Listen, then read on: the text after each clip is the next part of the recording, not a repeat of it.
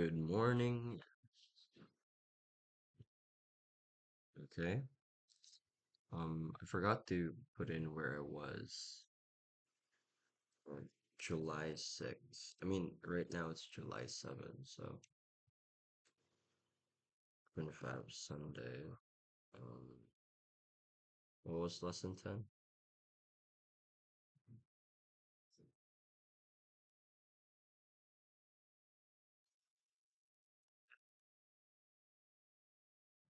Didn't list the layout. Okay, okay. Pretty. Oh, obstacle. This is one thing I'll never forget. Uh, lining, lining to IMG. From what I remember, I tried to, what I did to fix it was that I put display inline block to the paragraph tag itself instead of to the image. I have to remember that you have to put it on the element itself that you want to go place next to another element instead of the one that comes before it.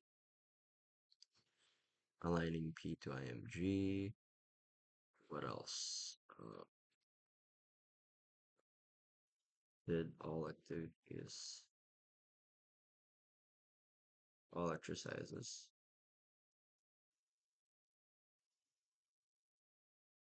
and then yeah, pretty much. And then now I'm at July 7th, 2025, Monday. Damn, I will have been working on this tutorial for a week, but I don't care. It's fine. Slow progress is better than no progress. Then, because I would have wasted my week otherwise doing something trivial. Okay, a copy of the.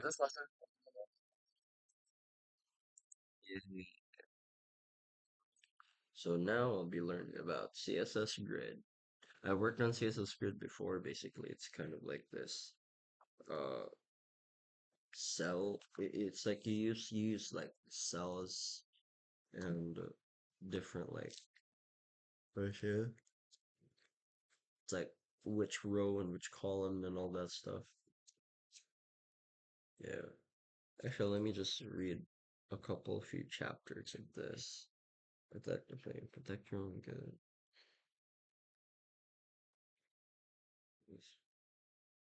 Against hold its keeper.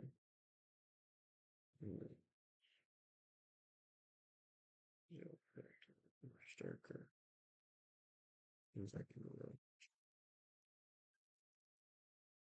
roads at these. Good people do it. To you, but your personal custom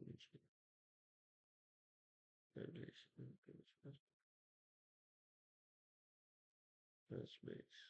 Yeah. So we get to see everyone would do it. Same goes for a GT. It's like you're not looking at it, you're doing it, so to finish it superficially, try to do it. Okay, Rose is trying.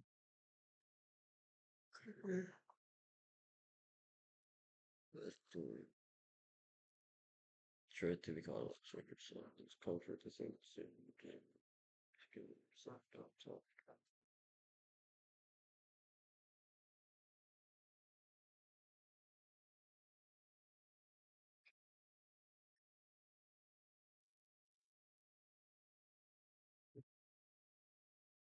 Agreed or good.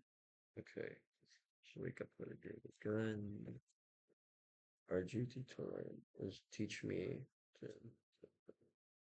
push all around. Many school teachers teach the odds, they teach the dates to tradition. So because of that, some studying classes to forget about the dates that if the kids don't remember that. persevere the data, then you really learn something. Okay, I just read the last 3 days of the Daily Stoic. I have that. I have a copy of this book, but yeah, I feel like I'm ready now to CSS, CSS grid.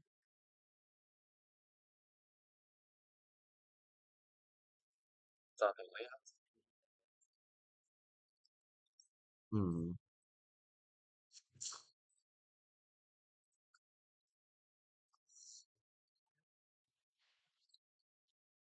Okay, so if I refresh this, it's not gonna show up, but if I go live, okay, it works. I'm still proud of this, honestly. It it works. I'm so glad I learned about the box shadow as well as the, you know, aligning things the way they should. It's nice. So, yeah, okay, let's keep going.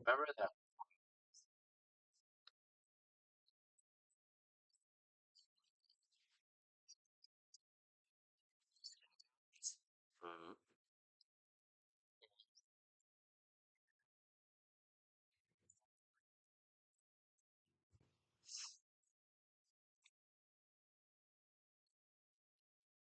Okay, problems without CSS grid. Okay, without CSS grid, there are problems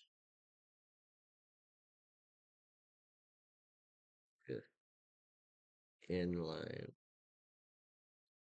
block. And let's name all those problems.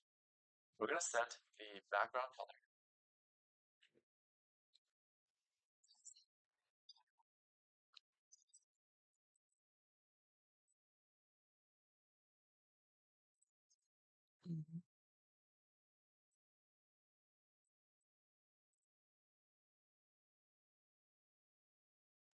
Really now. So alignment problems, really? Okay, I'm gonna go here. I'm gonna copy my youtube.html and I'm gonna make my own.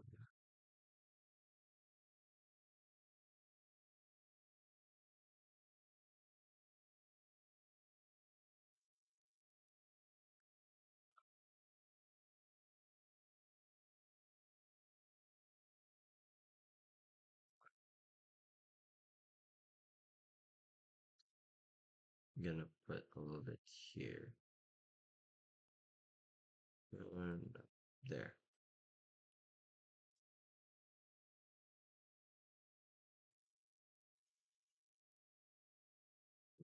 Let me put you here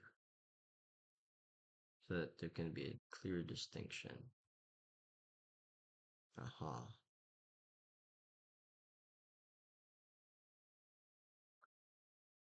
there we go.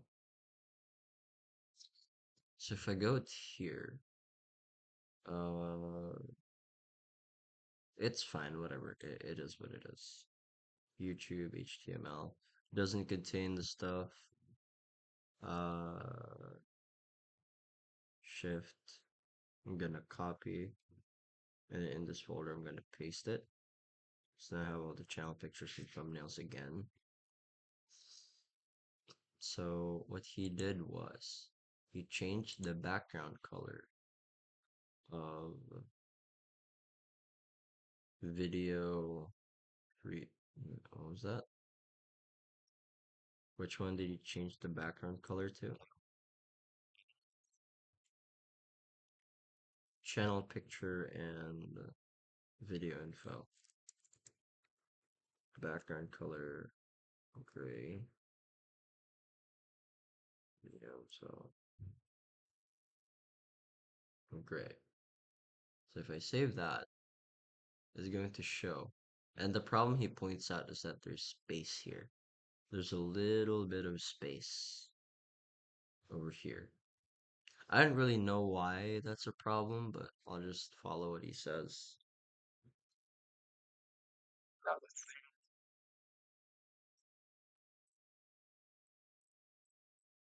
Uh-huh.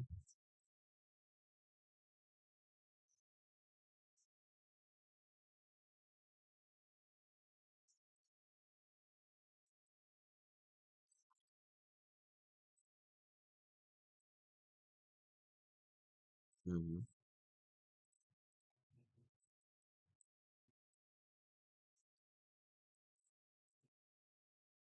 Mm. So the issue is you'd assume that you can put the width of here to 250 because it adds up to 50 pixels to make a total of 300 pixels, which is the size of the container. But if you check here, it overflows because of that little space. So now the question is, what are we supposed to do?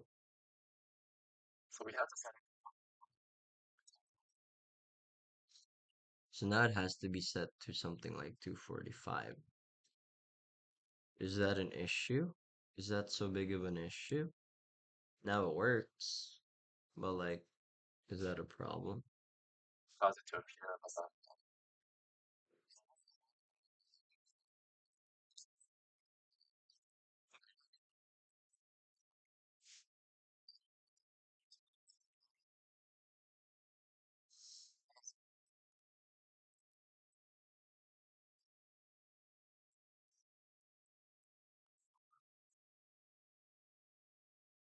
Oh, okay.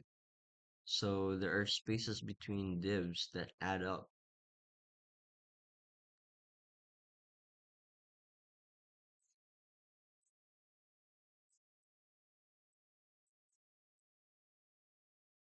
Wait, really? Where in video info, right? What? So it comes from that small space in the HTML itself? Seriously? Where's video info? Okay, okay. I actually want to see if that's actually true. So he took out the space here. Really? That's terrible. Small space, space in divs, div due to HTML make prevents setting width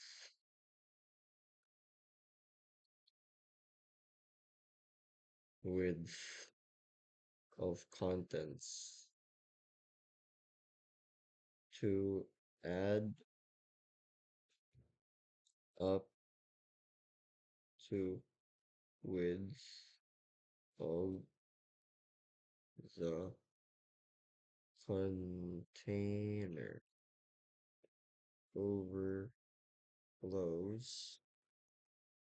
Bad solution is unreadable, readable HTML.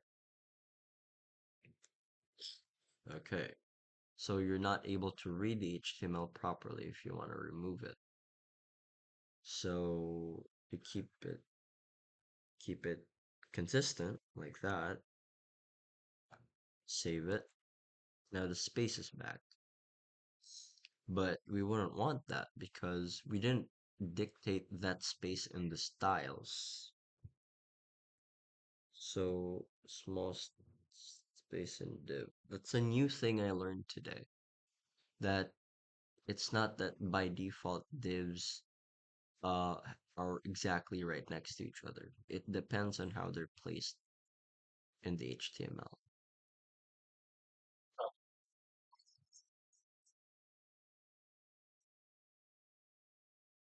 It's also elements, elements inside container. There are also not vertically aligned. There we go. We're gonna learn. Let's go.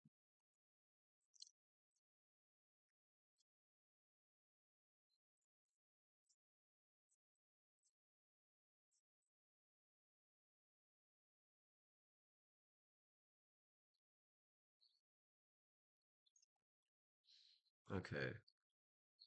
Grid.html. Okay.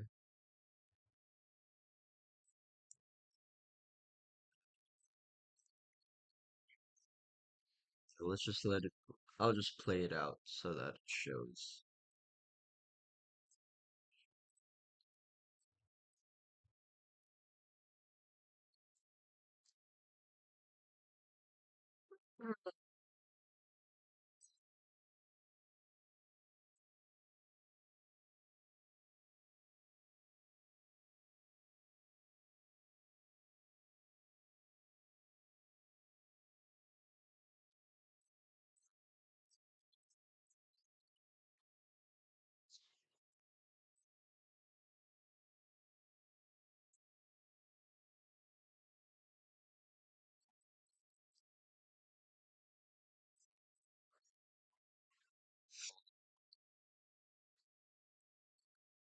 Okay.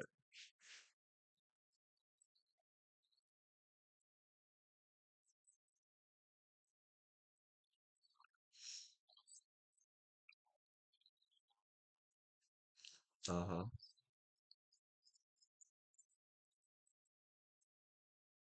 What did we do? Right. And body. Okay, I'm gonna call it grid practice, as he said, because we follow the guy. And then div here. So it's a div that contains two divs.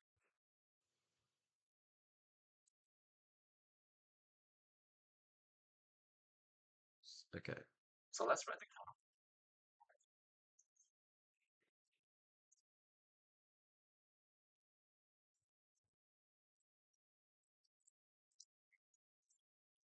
Okay.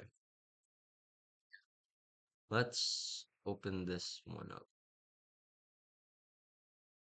Uh, grid.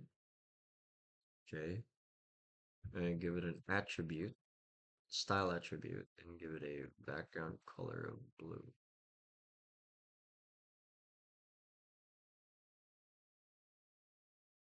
Okay. Light blue.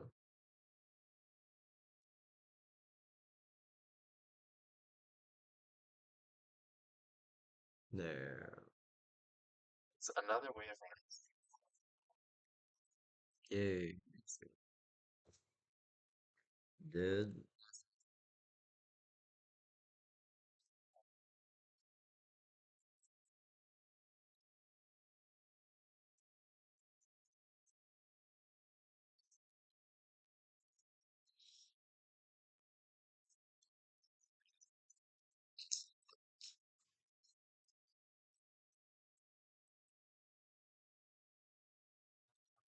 Yeah.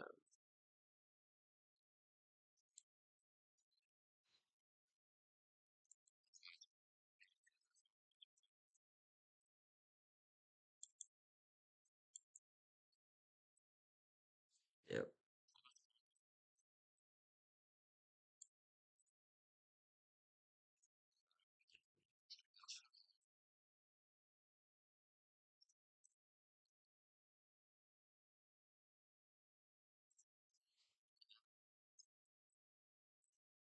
Ooh, okay.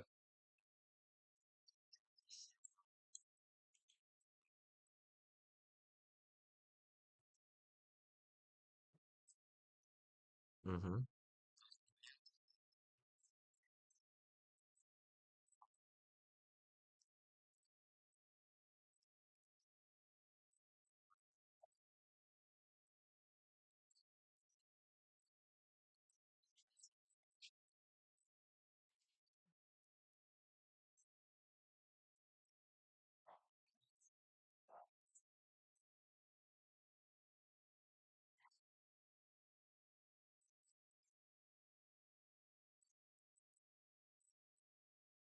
Uh-huh.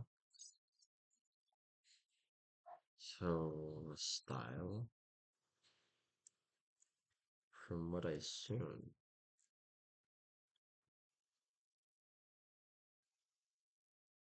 display grid, I assume.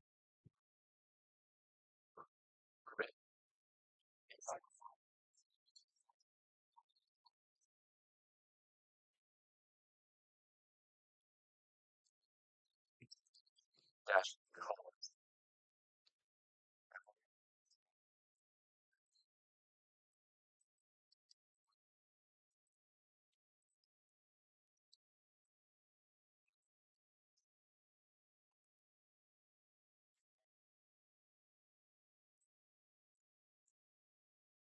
Really?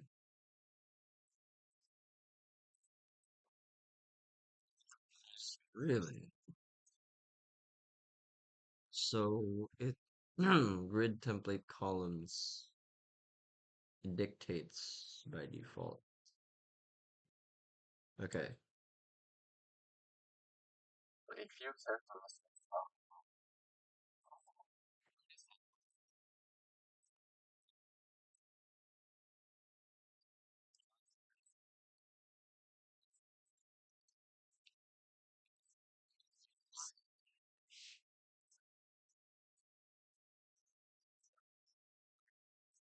Hmm.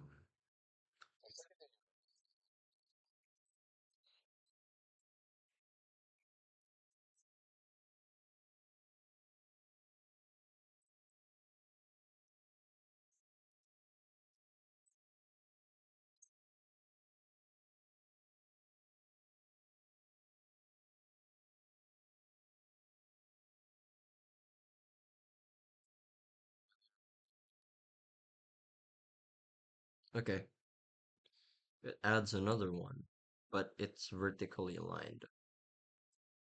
I need to keep writing these down just so I could, well,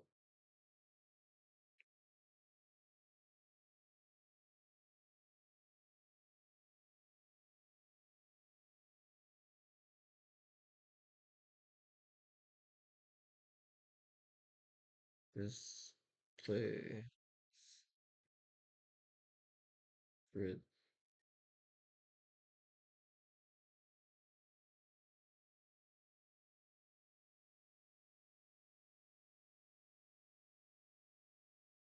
columns. Grid px 100 px.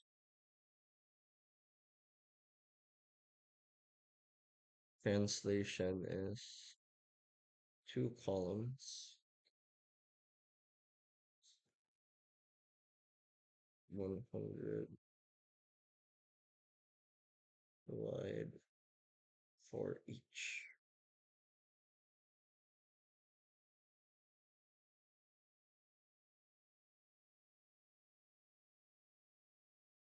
Divs take up the whole line of the grid cell,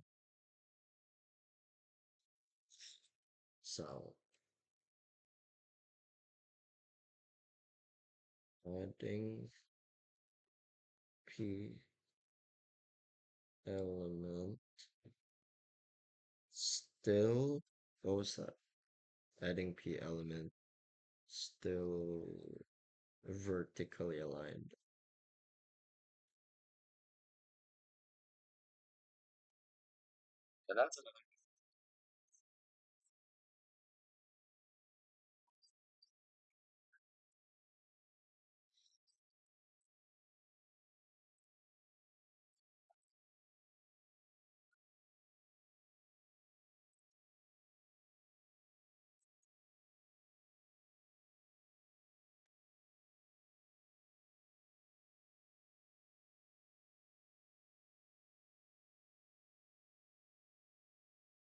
It's a good.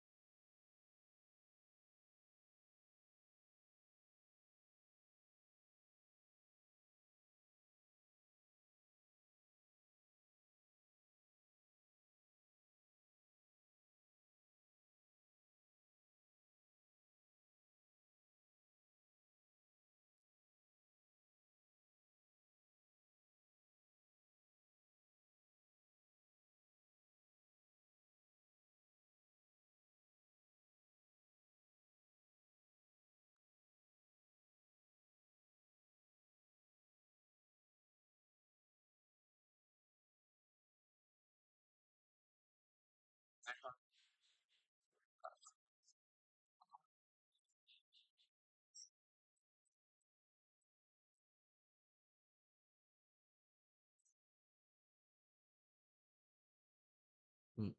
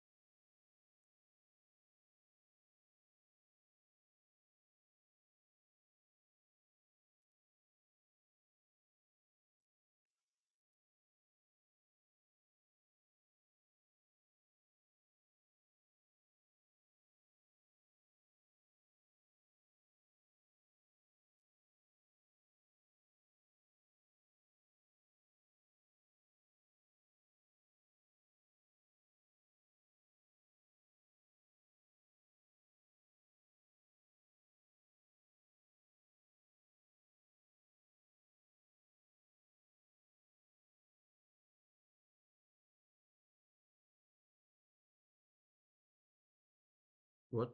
All right, I'll continue. He made me want to copy paste this, right? Um, okay, I'll copy this. Okay, and then under here, he put margin top 3 pixels. Listen.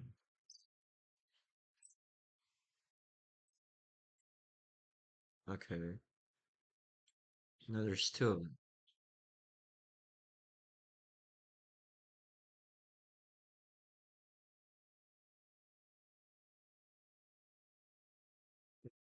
Hmm. Now that I have two of these, what do I do next?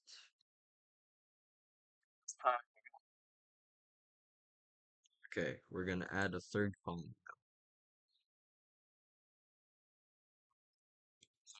Okay, I'm gonna write that down. Takes any number of values. Dictate number of rows. I mean, to be fair, there is a separate CSS grid tutorial that I can just follow, but it's all right. It's a good thing.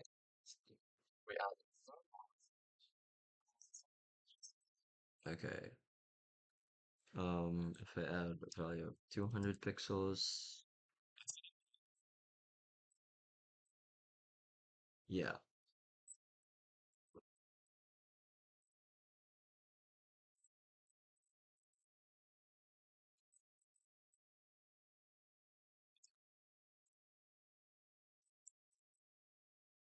Okay. We need to add another div to actually show the third column.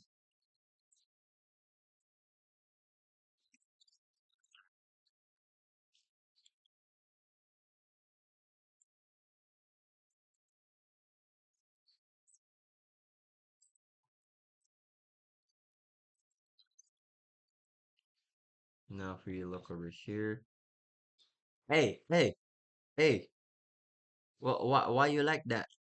Huh? Oh, I put the extra 2px in the wrong div. Okay, 200 pixels. There you go. All right, I'll save that. There we go. So there's div one, there's div two, and then there's div three, and it's twice as long as both of them. Huh? I like that.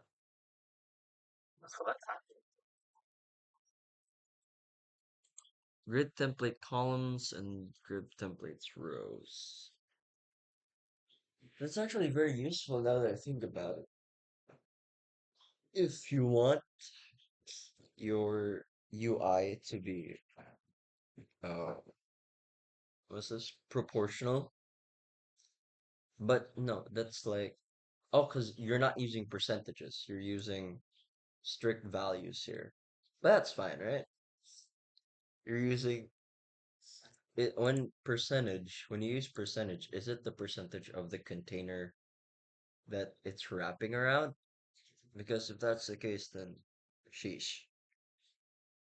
I would like to learn how to do that.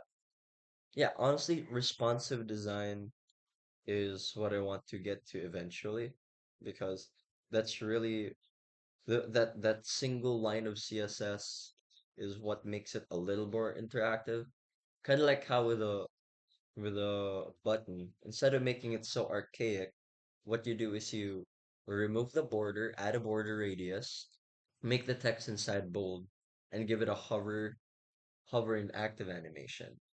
That way, you allow it to feel modern, you know, like just a basic modern button, like these. See, when you hover over it, it becomes, and after it has like an animation when you click it, and that's something you can do with basic CSS. And even these are the types of buttons that show up. It's very simple. Doesn't have to be anything complex. I'm not sure if I could follow this course though. Um, as much as I would want to, I want to put more time into learning how to use Django off stream.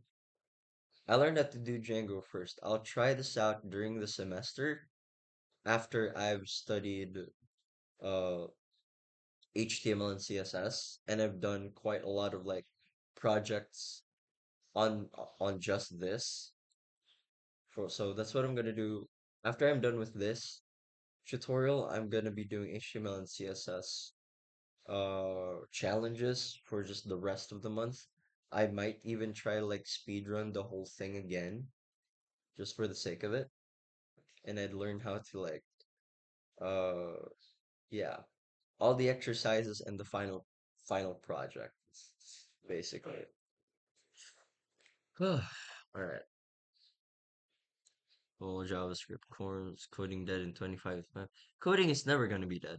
I'll just be real. HTML tutorial. Yeah.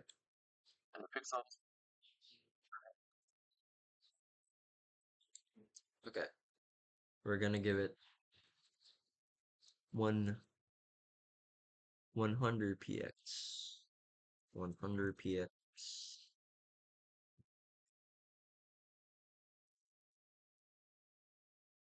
200 px. Wait, 100 px. 200 px. Let's put this there. Okay. Now it's changed to these.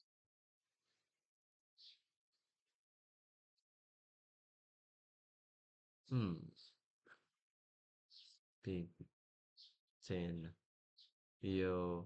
Hey, yo, programming. Yeah, that's that's right. I'll be programming. Hehe. Let's go. Okay, what's next? So let let me send a message in chat.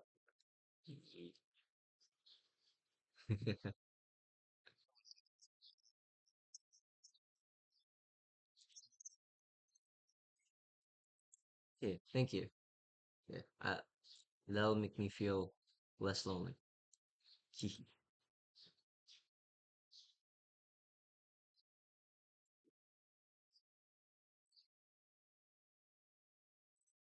Uh,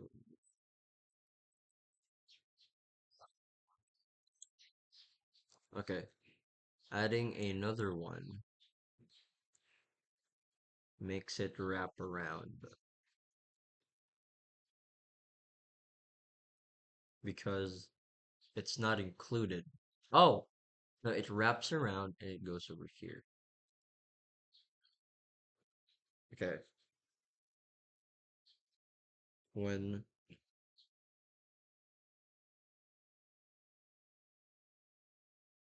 what's that? When number of divs exceed seed grid co the template columns, they wrap around to the next row. Okay. That's okay. I got reminded of that.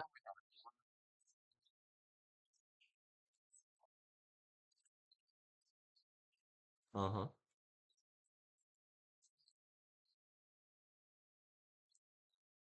No, I can make an alternating chessboard. Now that I think about it, make a project idea.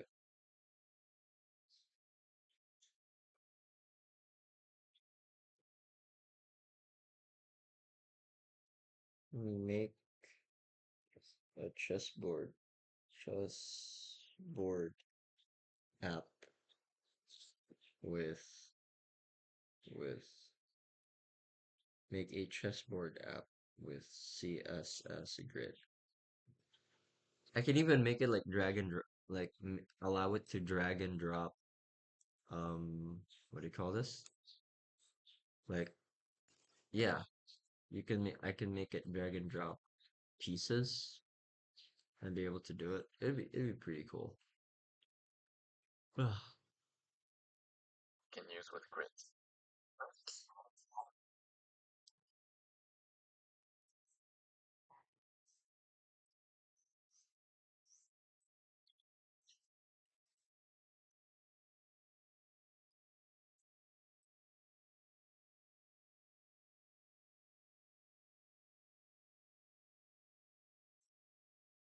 Wait, what did you do?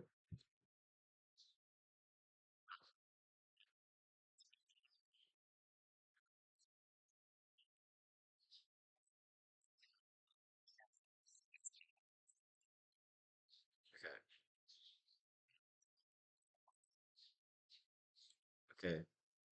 Um, what the hell?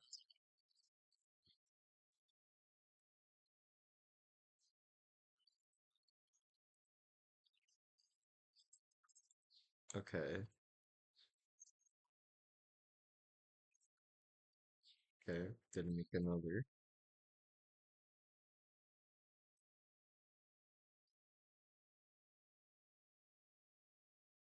Okay, only two divs. Two divs and remove paragraph here.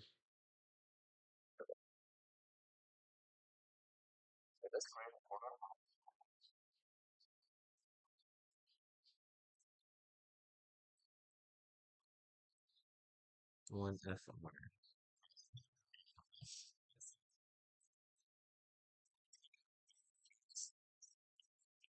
Oh.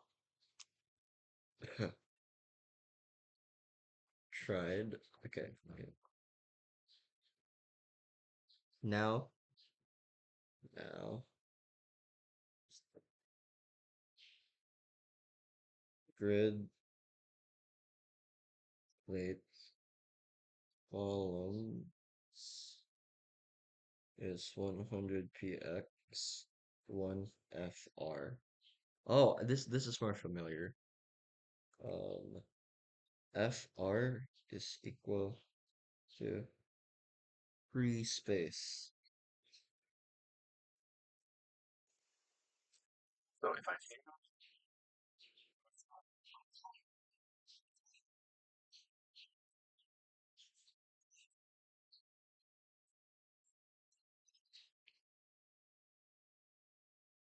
takes up all remaining free space, free space.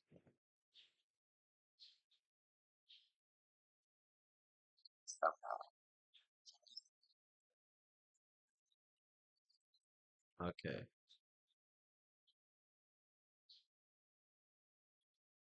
All right, I forgot to save here. There we go. So now it takes up all of the space. Huh. It's very adjustable. Although I find it funny how it lags down a bit.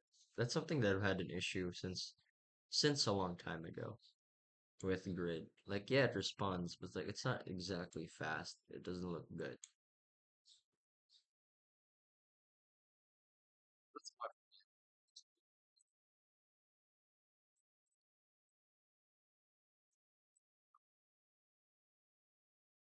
Yep.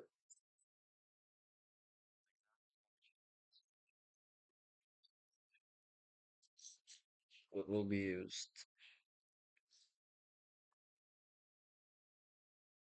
used in the final design.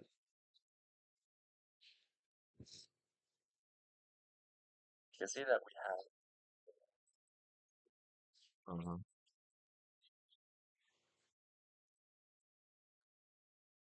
Oh. That makes sense. Okay. Okay.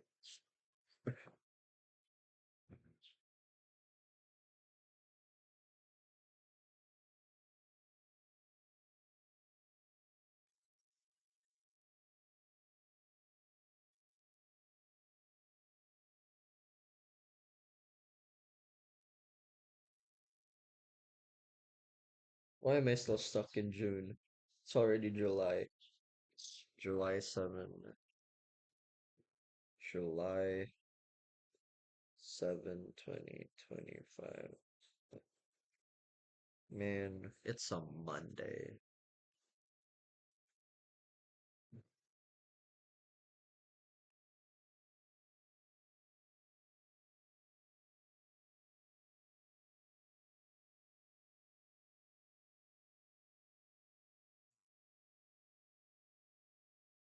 So 1FR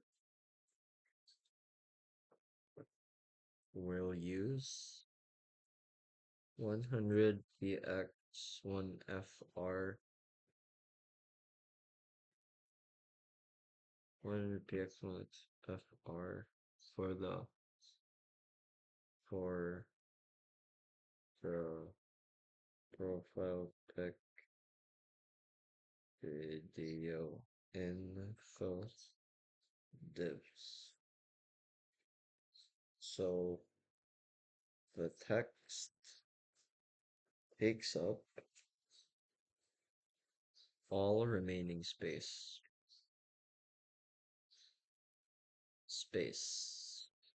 Let's go.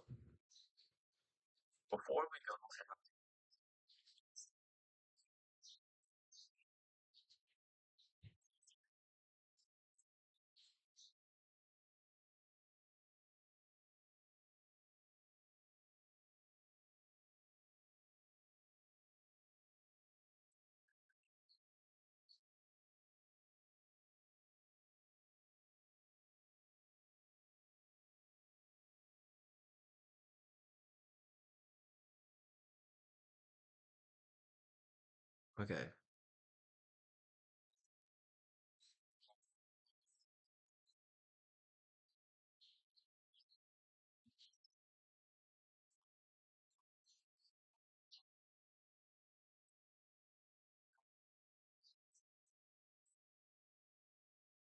Huh. Okay. So wait, I make another one, right? So I make another div here, and what he does is he makes another one, uh, make it light blue again, he adds another 1FR, R, and over here it's another 1FR. And then there we go. So now,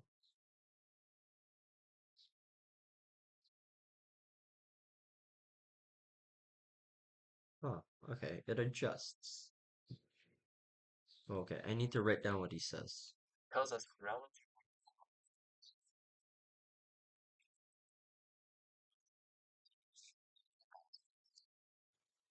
1FR, 1FR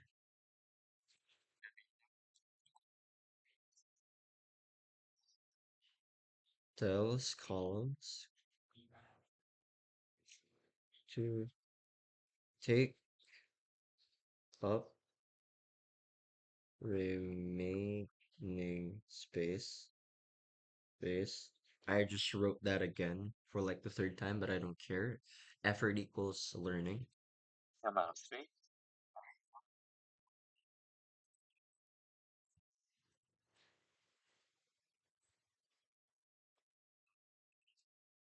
Tells us relatively how much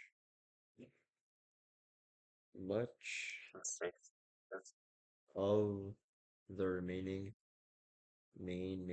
space the column gets.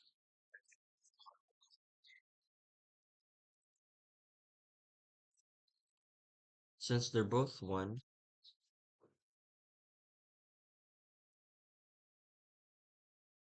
two 1FRs are the same, we'll have will have an equal full amount of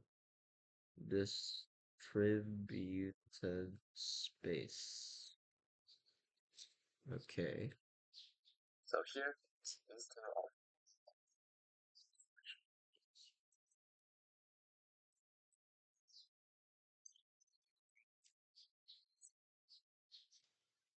the oh, mean change values to experiment.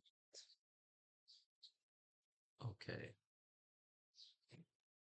So if I turn it to 2FR and then I put it into 2FR and you save it. Now this is twice as big as this one. Fair enough. I think, yeah, it automatically calculates it. Pretty cool. Very convenient. Second,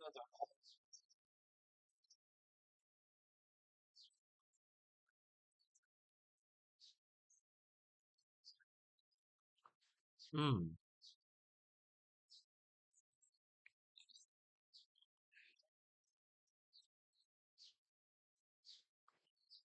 works like a ratio. Okay. Now back. Going back to YouTube.html.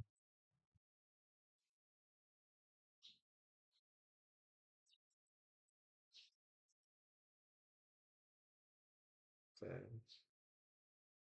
Channel picture, video info, collapse it to make it easier to see.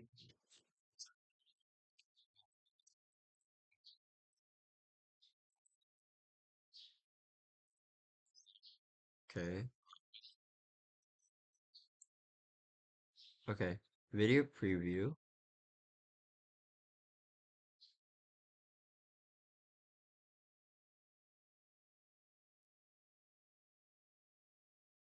Wait, huh? Channel picture. Wait, really? I never put a div inside it though.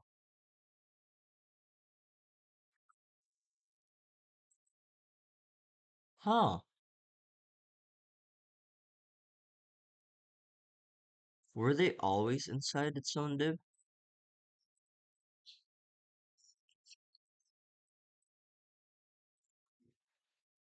Thumbnail row. That is strange. I feel like I'm having a Mandela effect. I never saw that, or maybe I just did it the wrong way. Okay, thumbnail row. And then over here, inside tab.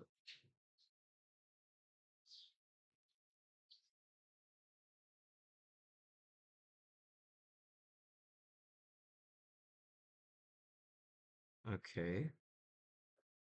Um, as he said, collapse them together. Wait, let me save this to see if it still looks the same. YouTube.html. No, okay, wait. Okay, it still looks the same. And as he said, if I if I if I backspace this, the space will disappear. But let's put it back to where it's supposed to be. Okay, so now it is in a container. Let's call it so class. We're gonna give this a class.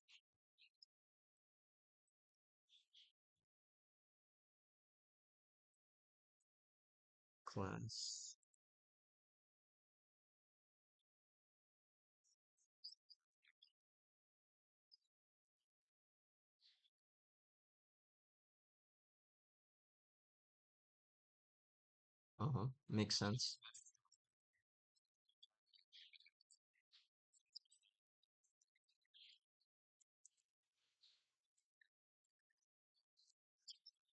Display grid. Grid template. Comment.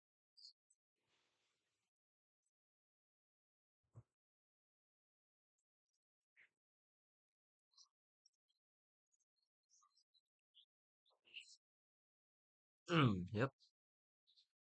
50. So 1 FR.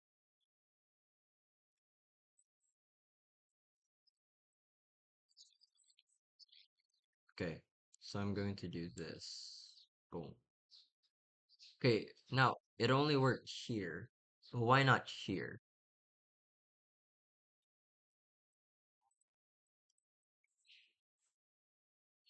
Yeah.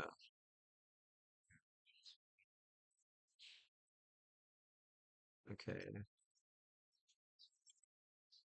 So no more. Okay. Video info. Then what's the point of having a video input info style then? Yeah, it's not the same, so I think you just have to set.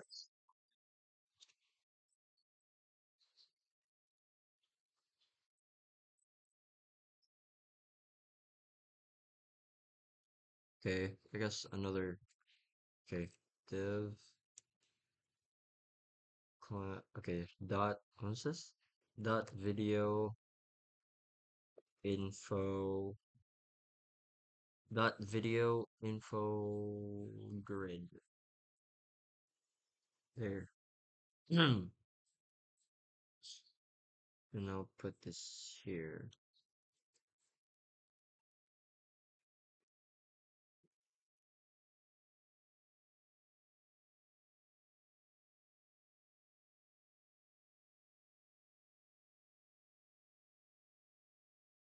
Now picture.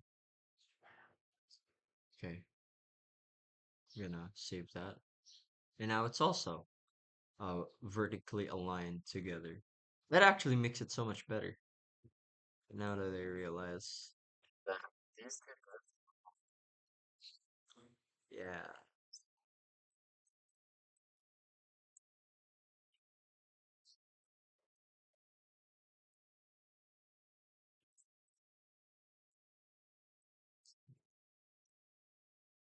Mm,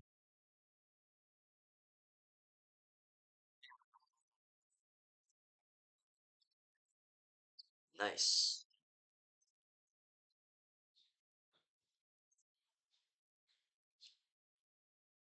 Okay.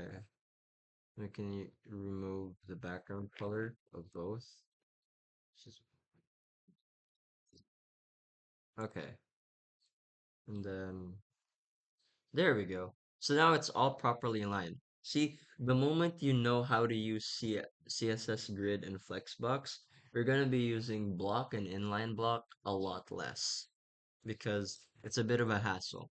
I feel like it makes sense if it's like its own, like you're just trying to design like a single element of it, if that makes sense. But if you're trying to build some sort of structured UI like this, you are going to need to use CSS Grid because it's a lot easier that way. But yeah, this is really nice. Yeah, I'm actually making a website. I'm happy about this.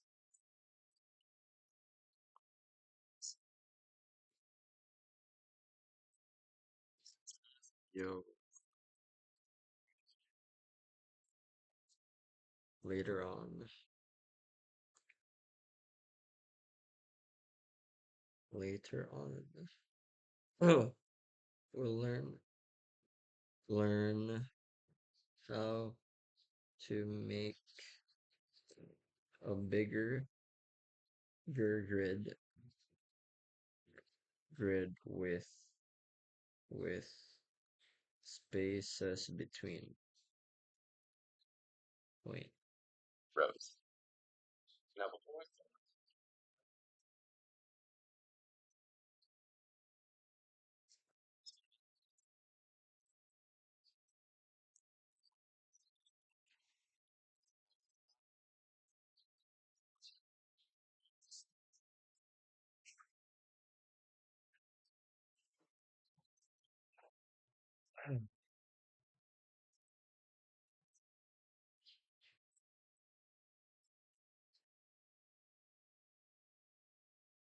Okay, time to go back to the grid8.html practice file.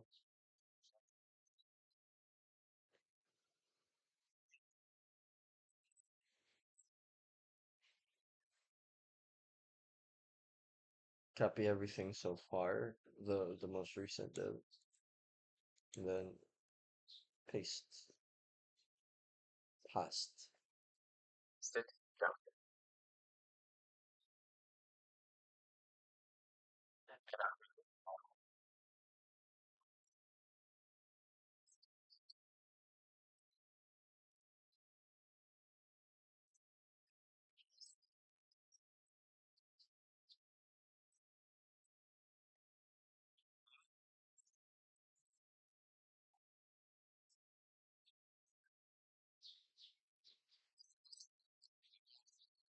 Then, then,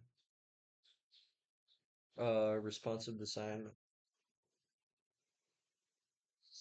design where too much, what's this? Responsive design where too much resizing changes just number of columns will also resizing changes number of columns will also be tackled later.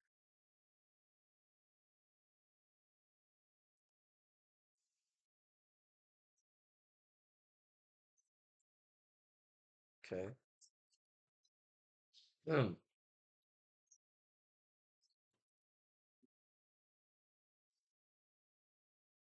Okay.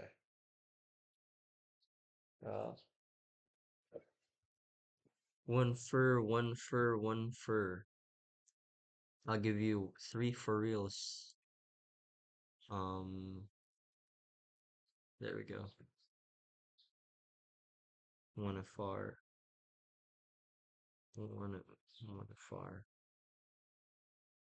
one fur.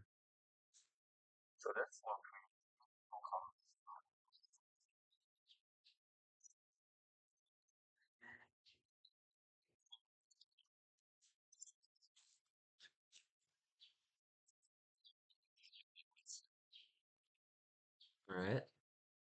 So they're all of equal size now. For some reason, it don't look like it, but I definitely trust that that's the case. For some reason, the left looks longer than the other two on the right. But the browser knows better. I have a bias. I have a brain bias.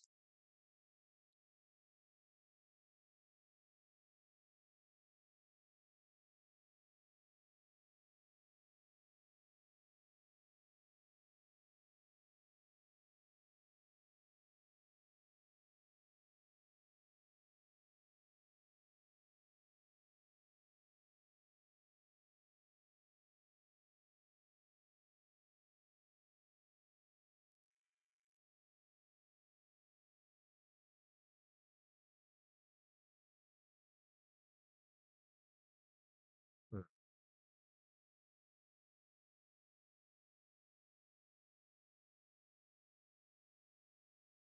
Yeah. All right.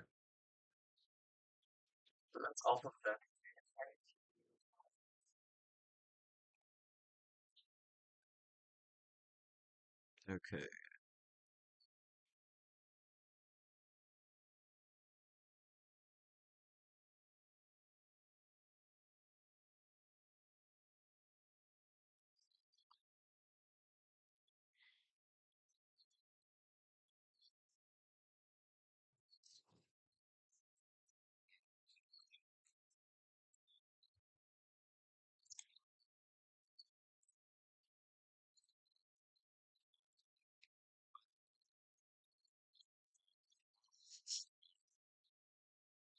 Really?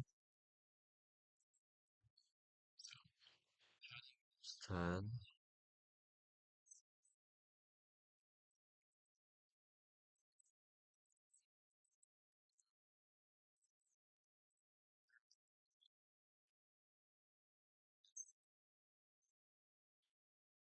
Okay.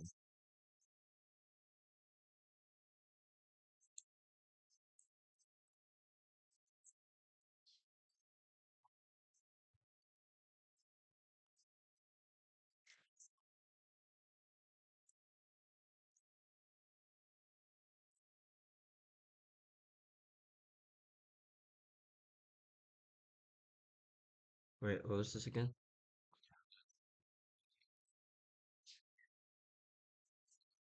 Okay.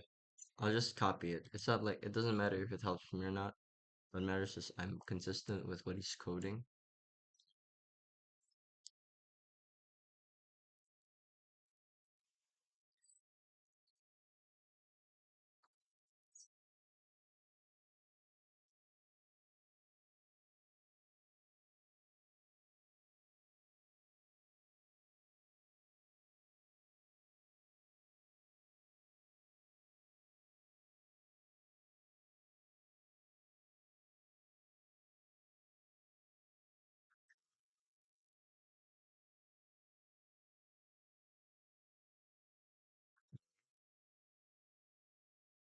What was that again?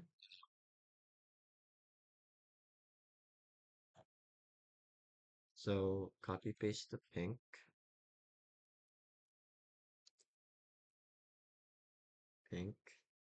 and then a blue and pink at the bottom. So now it's six.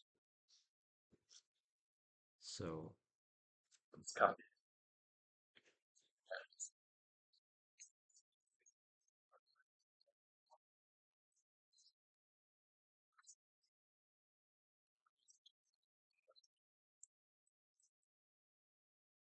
Wow. So now we're gonna add space.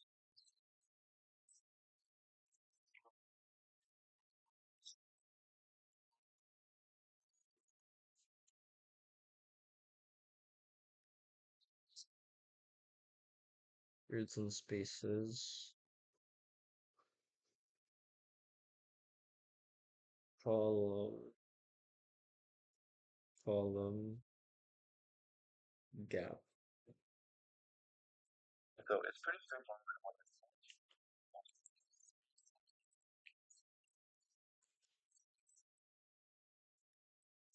20 pixels. Yay! It's over there. They have a gap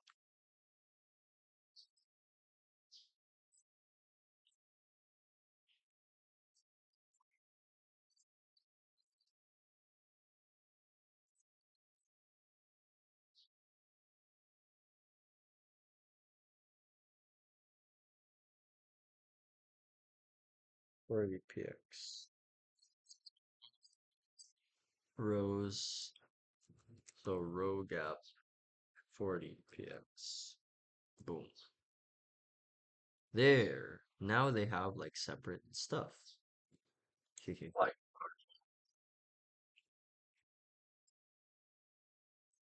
yo.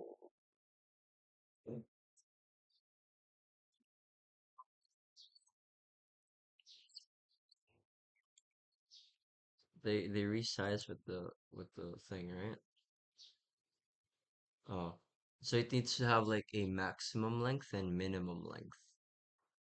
Minimum maximum length. Oh, okay. So it's resizable as a minimum and maximum length. Uh yeah. So percentage, minimum maximum length, and what happens when you resize it too much. That's all that you need in responsiveness. Actually, I'm going to note that down. That's an idea that I've birthed from my head. Three things for responsive design. Right. Proportion proportional outing, percentages, adjustment. What was the next one that I said? Uh, minimum and maximum. Minimum and maximum sizes, UI, action after resizing, resizing limit. Like that thing where you make it, you alter how the UI looks after it reaches a certain boundary. Like after you resize the screen so much, it adjusts again. What happens? Do the elements resize? Do they change the layout? Yeah, change UI, change action. Yeah, that's the only thing you need for a responsive design. Animations. Okay, animations. Four things for responsive design. Animations, proportional layouting, minimum max sizes, and UI change after resizing limit. That's all. That's all you need for a, that's all the general stuff. Okay, that's good. That's good. My brain is working. It's popping out with ideas. Whew.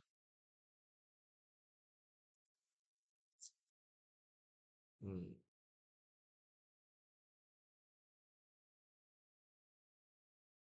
Yeah.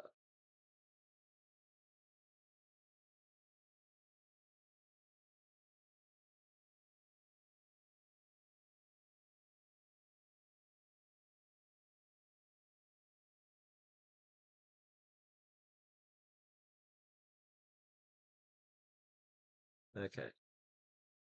Yeah.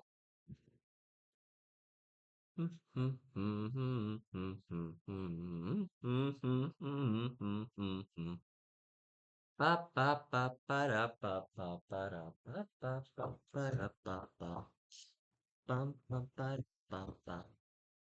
Okay, what do I do next? What if I.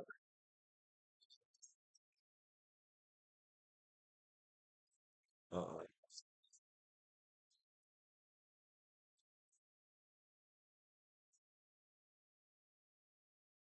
okay, all right. Okay, I'm gonna go to the next page of my notebook in 720 Monday. Now, apply CSS grid to YouTube HTML. All right.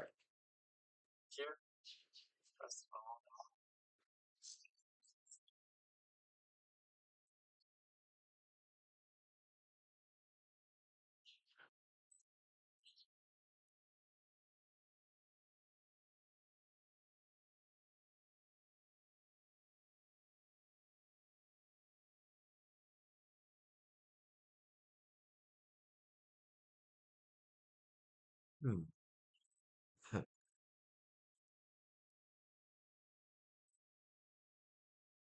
Okay. All right. So now we're gonna make six of those previews. We're gonna go back. We're gonna go to YouTube, and I'm gonna make time to make two of these, two of these previews. Another preview. Info grid. All right. Time to copy six of these. Okay. One, two, three. Okay. Now there's six.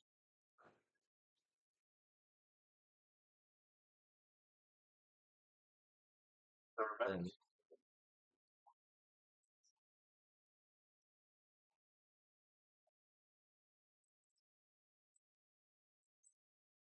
okay. Okay, we need a container to contain all of them. Okay. View preview.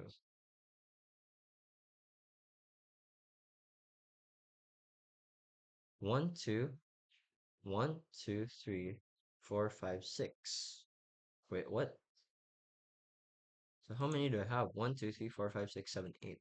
Oh, I don't need these two. I only need six. One, two, what the hell? Okay. One, two, three, four, five, six. One, two, three, four, five, six. And I'm gonna make a div that contains all of them. Um,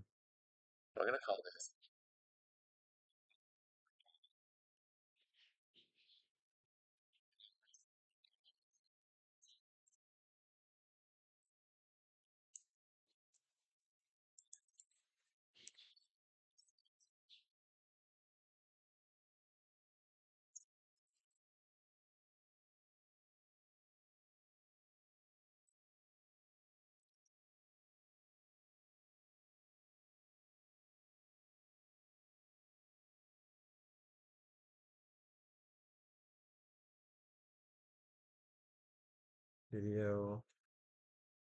Okay, let me save that. Okay, there's six of these now, and yeah, video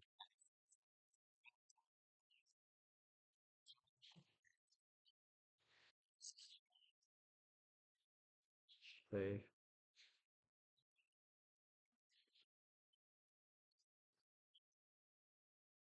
Hmm. Red template fonts.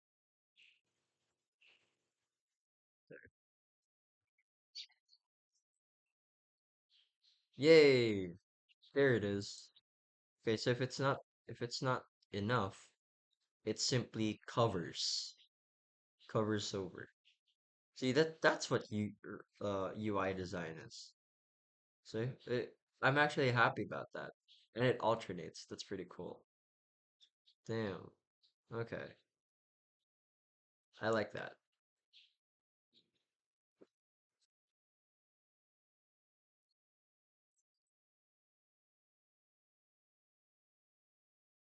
Damn. Oh, damn. Okay. Um, grid works, but the but previews don't resize size with the page. Let's go.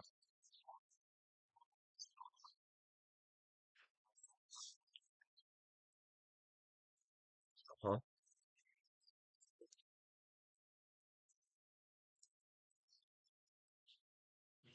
Uh-huh.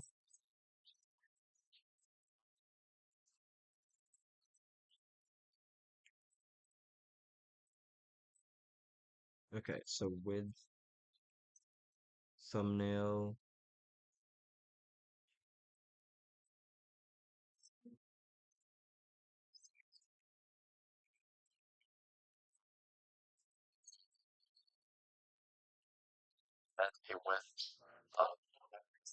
yay. Yep, 100%. Now, and to fix, set width to 100% instead of fixed value. Also remove display block.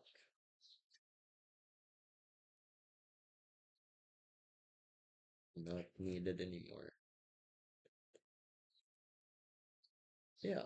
When you use CSS grid and flexbox, at some point inline and block inline block and inline block gets becomes obsolete.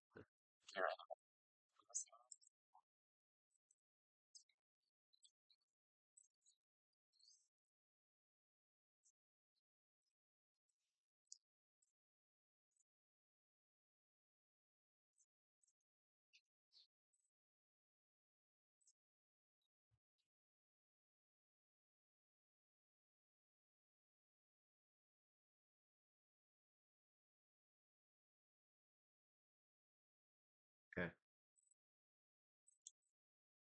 Okay.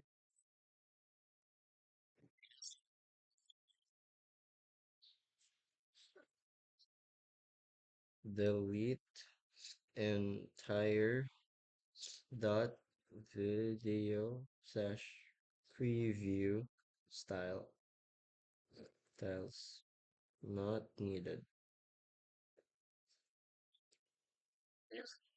Oh yeah, that makes sense. Because they're already in the grid, they're right next to each other. All you have to do is add the gap using the grid. That makes so much sense.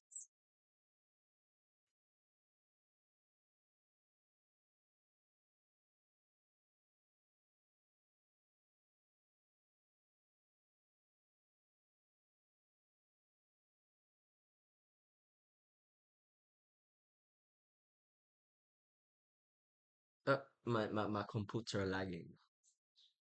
My computer is lagging. Uh, uh,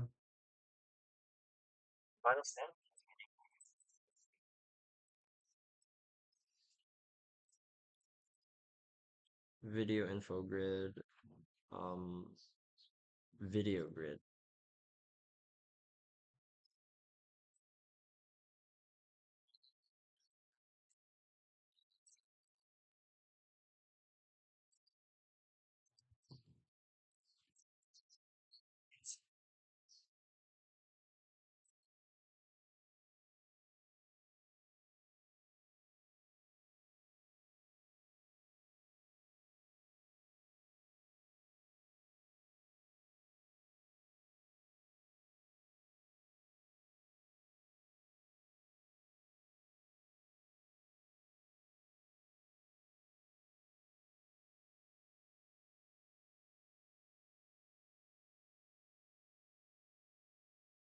Okay. So now set column and row gap. Okay, there we go. So now if I resize it, yay. Oh my gosh. It's so responsive. Ah, I have web developed. That's so cool. See, 100% and then okay. So there needs to have like a maximum height. Yeah, it's responsive. Yeah. I'm learning. So you apply the whole CSS grid thing, give it its okay. I like how it's all piecing together, in my head. Because I know that this and this all use you can now hack the government. That's true. I can like, what do you say this? Yeah, because their government websites are shit. I can make a better one, or I can use everything terrible about their website. You know what would be funny though? If you hack the government website, so you hack their servers to replace their website with a better one. So you did a crime by doing them a favor. So, yeah. So this is very responsive. And now I like how the text wraps around. I feel so good about myself. This is the first time I've actually made a UI with this many pieces and is this responsive together. This gives me the dopamine to encourage me to keep doing this, you know. So yeah.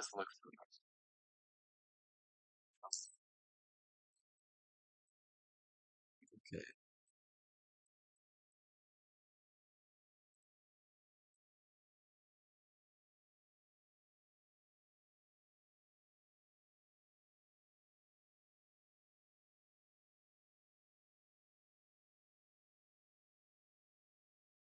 Okay.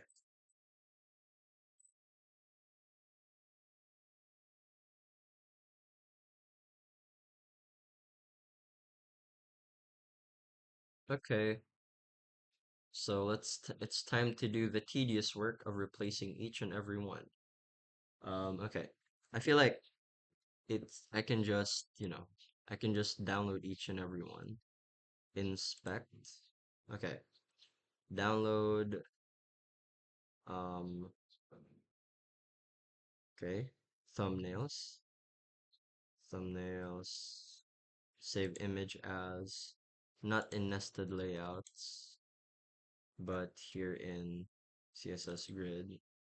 Thumbnails. Thumbnail 3. And then I just do the same here. Nope. That save image as thumbnail 4. And then here thumbnail 5. I like how it's all like consistent file formats. And then uh download this, save image as thumbnail 6. See, the the thing is when the brain tries to make it seem like it's a more tedious task than it is. Because I was feeling a bit of friction of thinking about, man, I have to download all of the pictures and then copy all of the text. And I realized it's not that bad. You just have to do it one by one. It's not that terrible. So I don't need to overreact at all.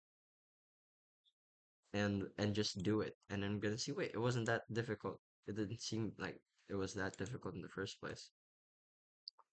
So save image as, no, not in thumbnails, but in channel pictures, channel 3, and then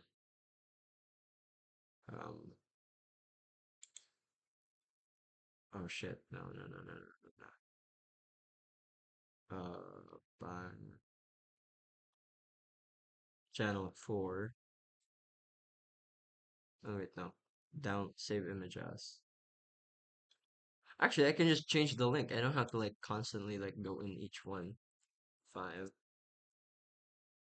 Is it the right one? Yep, it is the right one. 5. Save image as channel 5. And then channel 6. Save image as channel 6. There we go. Now, it's just a matter of copying text.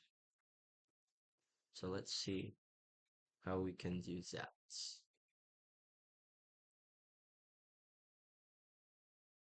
Well, now that we have these, we have 6. Um, oh, 1, 2. Let's do each one. 1, 2, 3.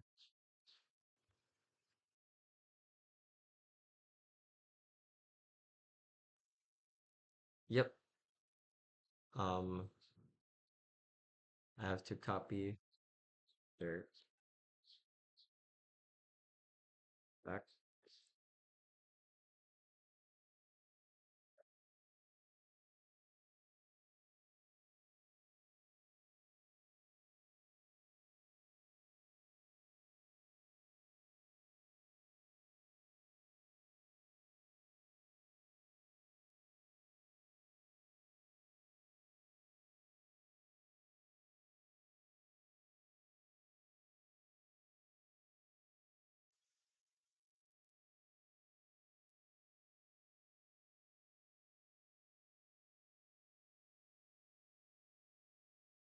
Taken moments before disaster. This is Sniper Wolf.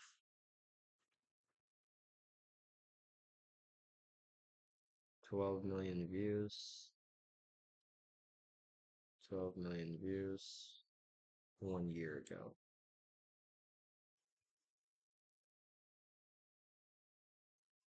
Yep. See, it's not that bad. Um, the simplest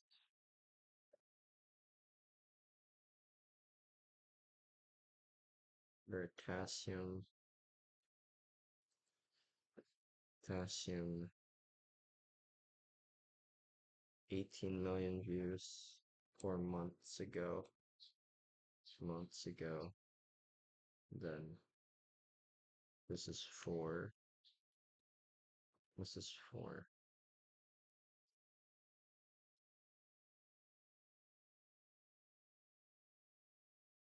Five.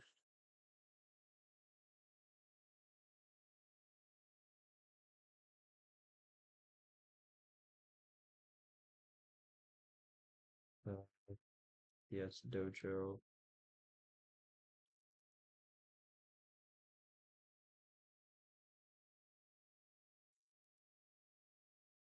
Reviews. 5 years.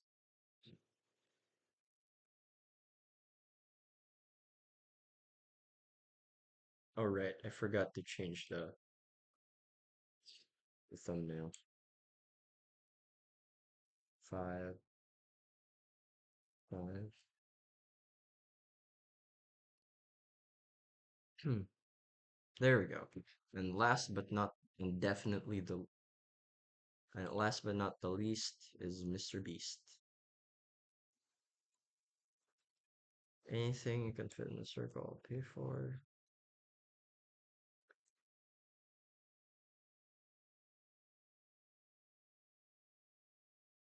Oh, whoops.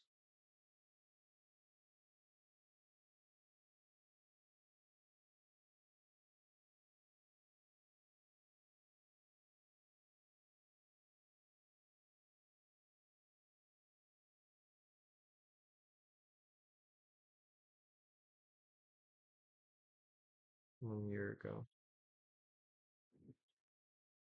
Okay. And then check channel. Okay. Thumbnail 6. Channel 6. There we go. Okay. I added all of the websites and now it's starting to feel like YouTube. Damn, I actually made a irresponsive website for once. All right. This is what it looks like.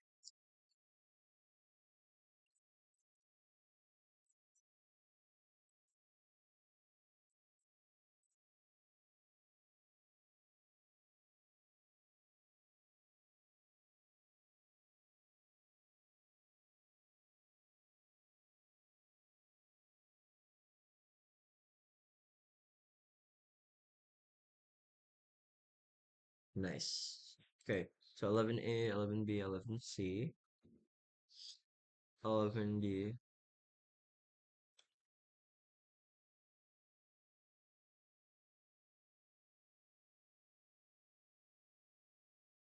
Okay, what's this? Continuing, so 11D. So there are only four, so that makes it 70. Oh, let me take a short break. Oh, I'm gonna, it's 6. I'll continue at like 6:30. So let me just,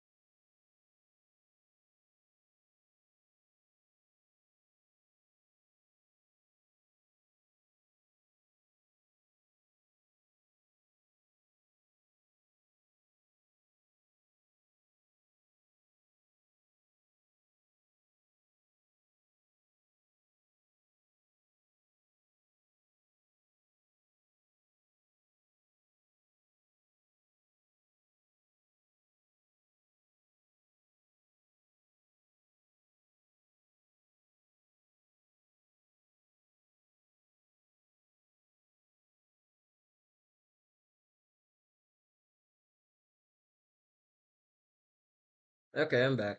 Time to continue. Let's do this.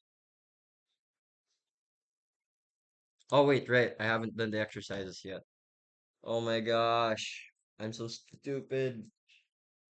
Oh well, I'll be spending the next hour probably like following the Flexbox one. But that's okay. I'll do these. Okay, I'll up my brightness a little bit. Um, all right. Okay. Create a grid. Then, okay, I'm gonna put all of these in one. Uh, how to say this? Okay. 11A to C dot HTML.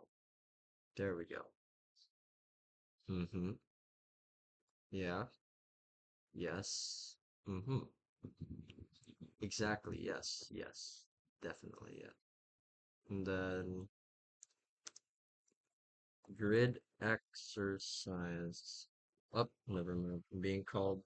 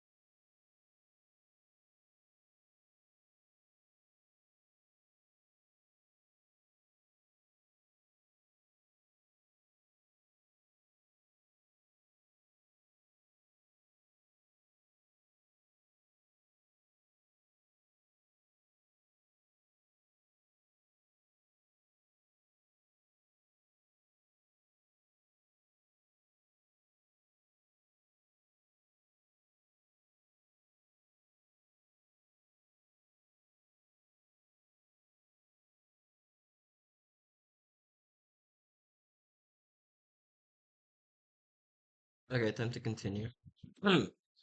Okay, this is a div. This is two divs. Um, div. Okay, I can do this fairly quickly. Um, I need to make it a note to myself that um no,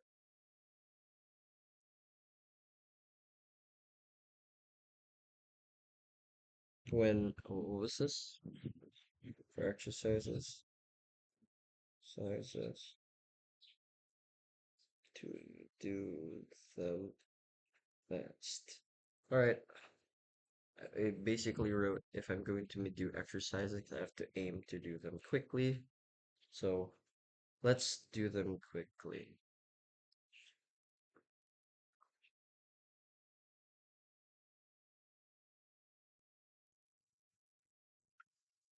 All right, let's go.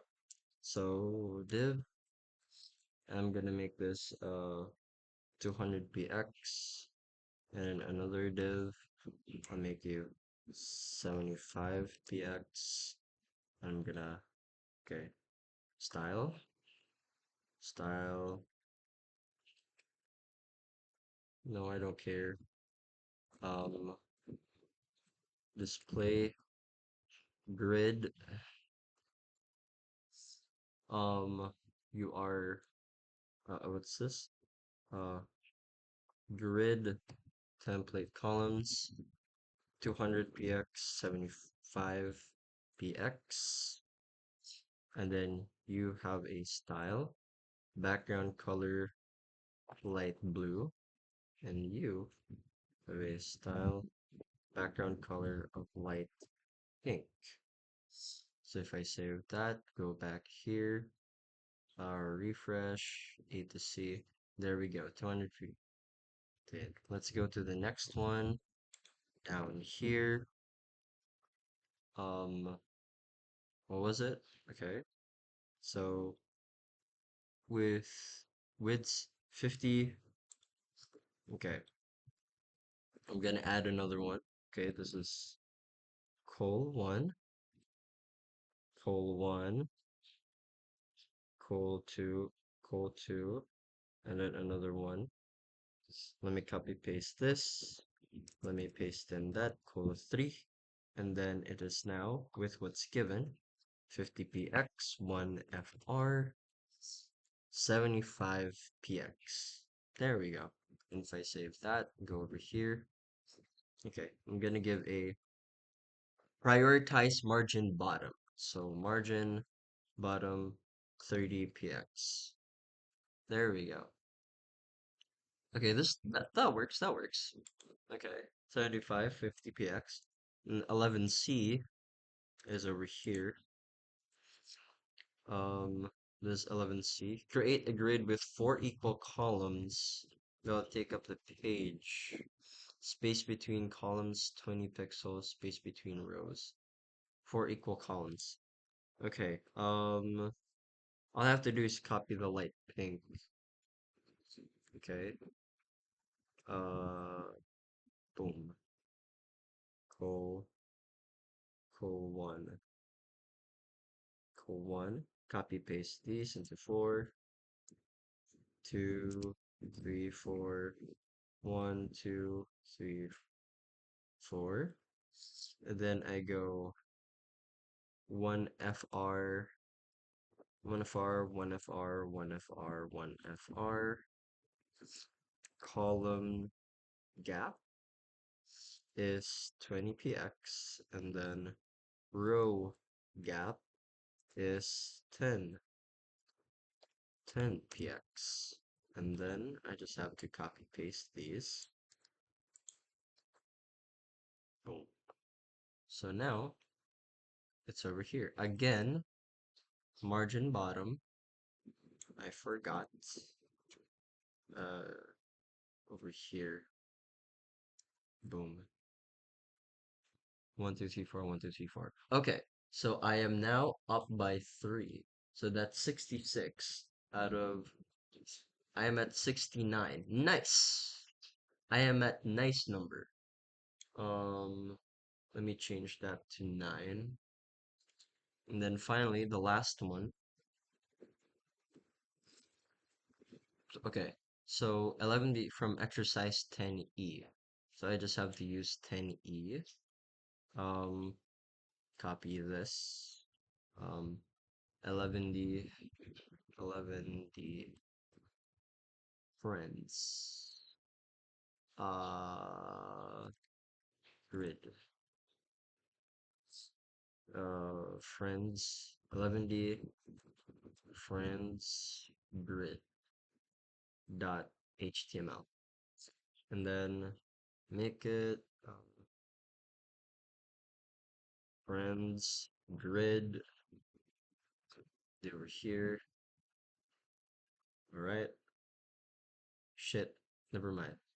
I'll do this. I didn't have to make the thing. Uh, grid friends. Grid friends. And if I go over here, friends grid. Okay. So given that this is what it shows, um, create a grid with 3 columns and put the elements in the grid. Understandable. Have a nice day. Okay, let me close this. Let me close this. Let me close this. Let me close this. Okay, so I am currently at this point down here. Let me let me close these.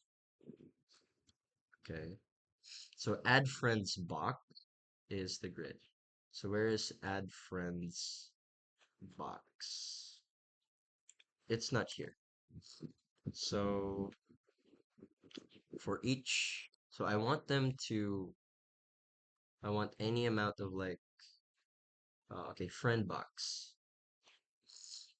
Friend box is display inline block, border radius, okay, margin right.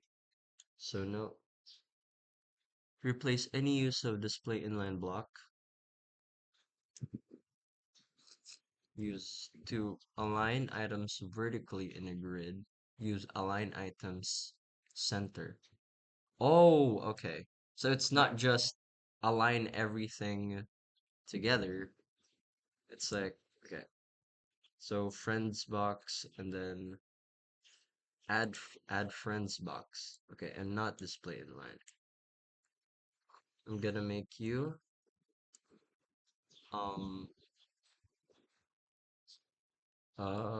what's this? Display grid.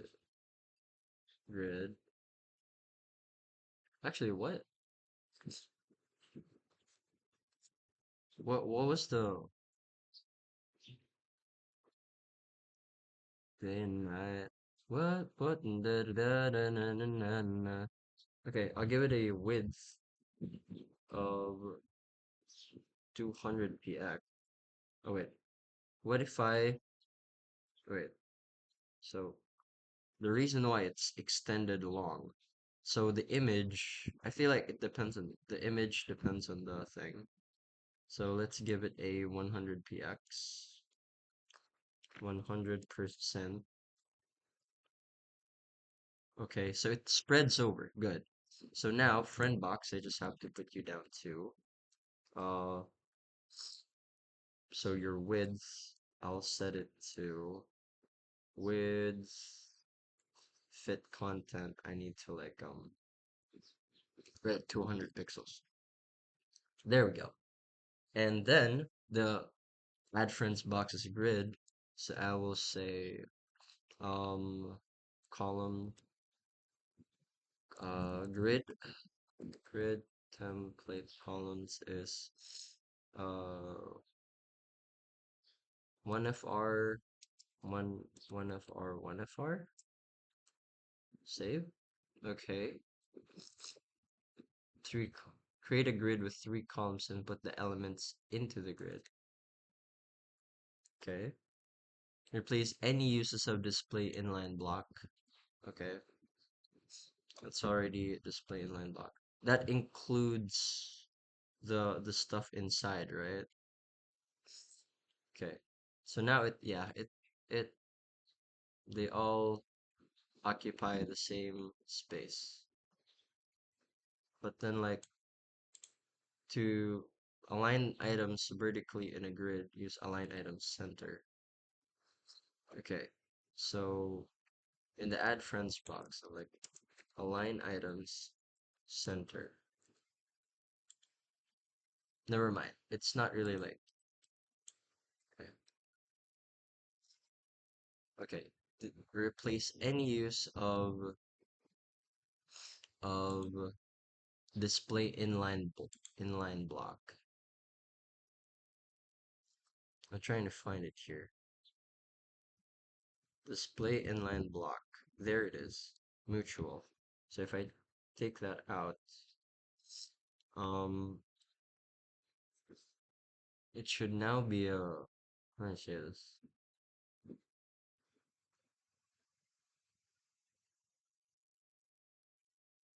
So margin top is vertical align top. What was the thing that contained mutual? Mutual name. Okay, mutual info. So mutual info is I'm gonna make you okay. I'm going to remove your styles. and I'm gonna remove here. So now, mutual info, I'm gonna turn your display to grid. I'm gonna use, okay, with display grid, um, grid, grid, templates, columns. The mutual PFP is 30 pixels. So I'm gonna make this 30px and then 1fr. So I'm gonna do that. Okay, now. And then mutual PFP. Okay. I'm gonna make your width to 100%. Uh, shit. Okay. This is a bit of a hmm, uh PFP box. PFP box image.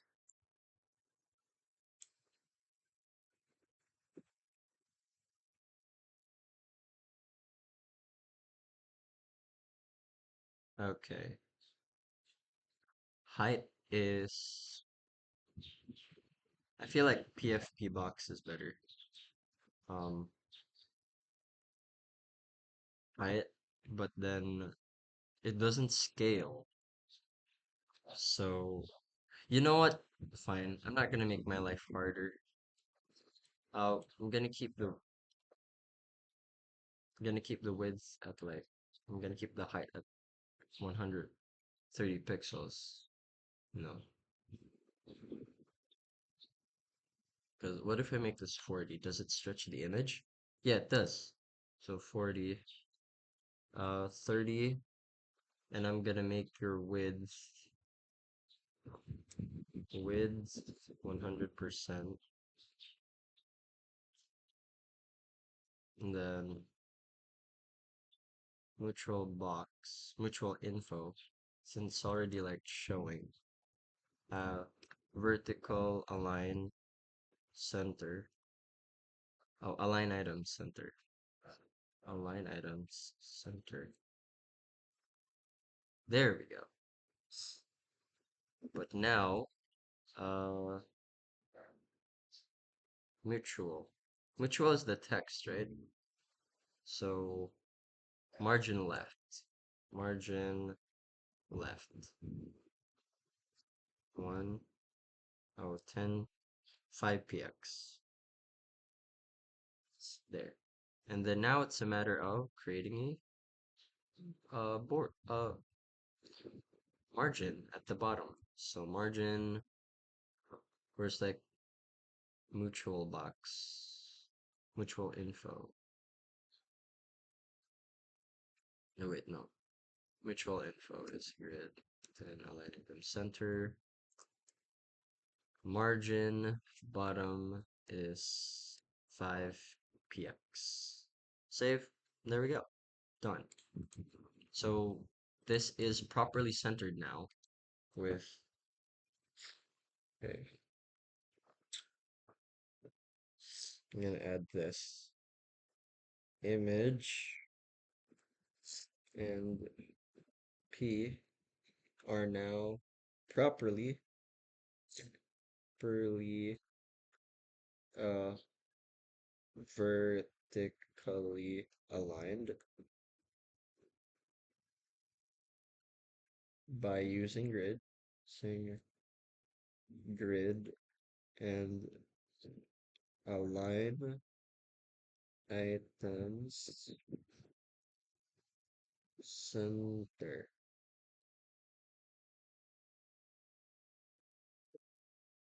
Okay, that's good. So I feel like, yeah, that's done. That's done and done. I'm going to call this 70. Okay, now I am now at 70. Let's freaking go.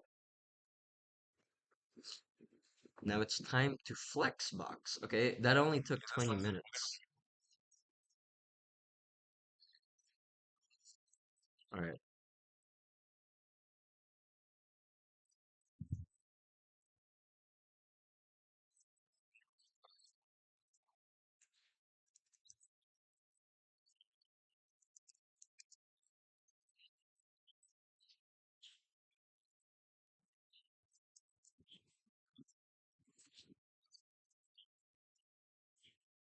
Okay.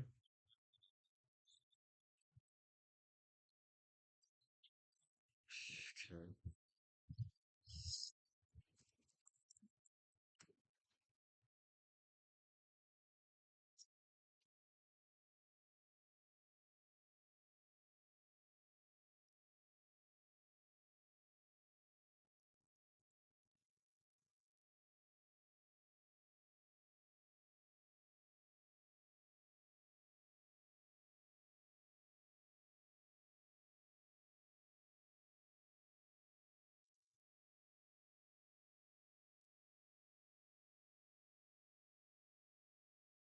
Mm-hmm. Okay. I'm also gonna open here. Um. CSS grid. I'm gonna go grid the HTML so I can see the example and compare it. Where is that?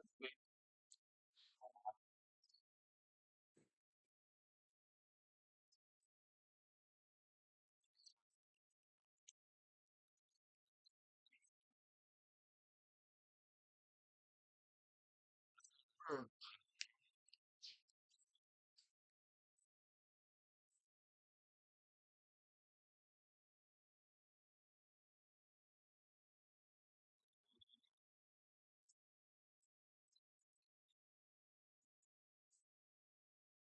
Oh,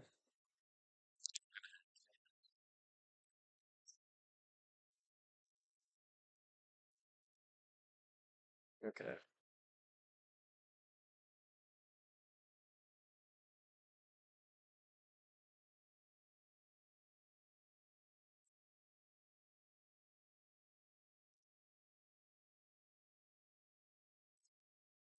Okay.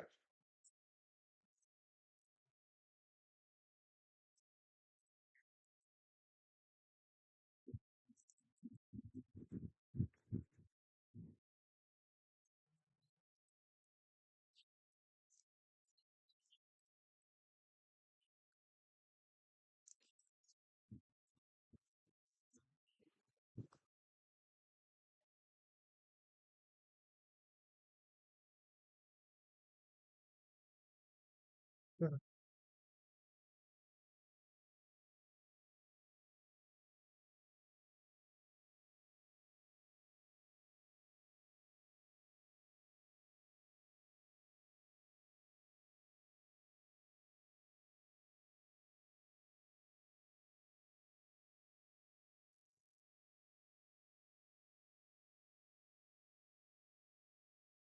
Mm-hmm.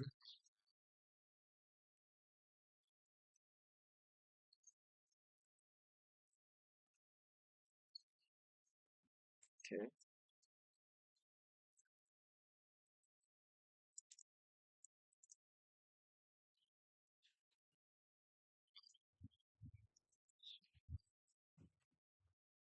Flex.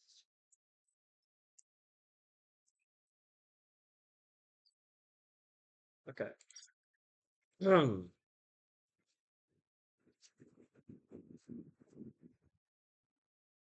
Lesson 12.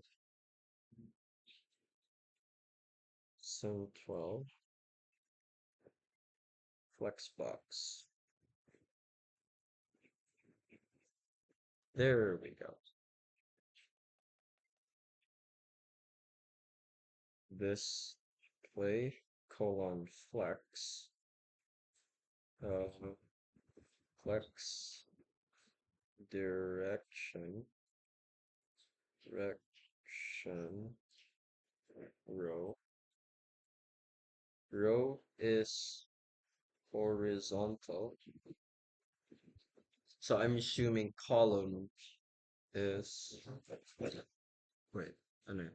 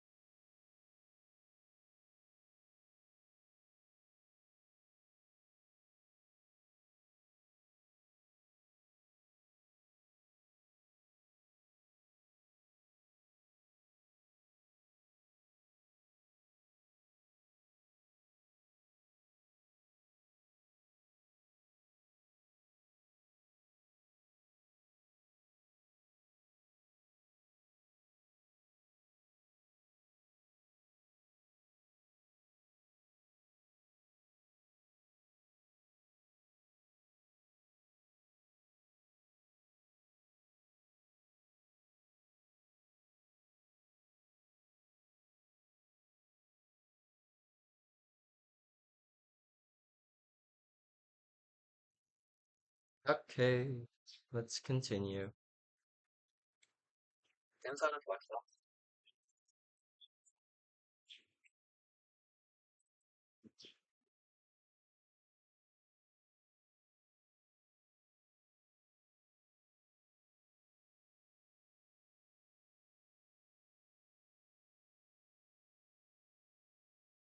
Similar to inline block.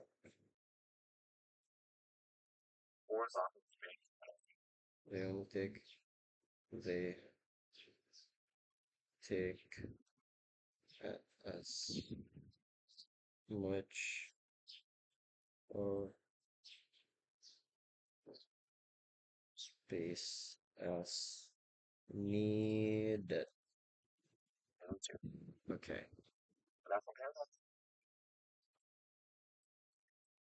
Right. Ah.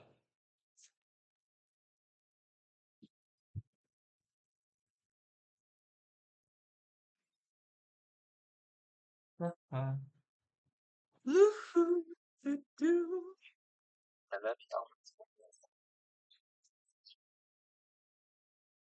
Hmm,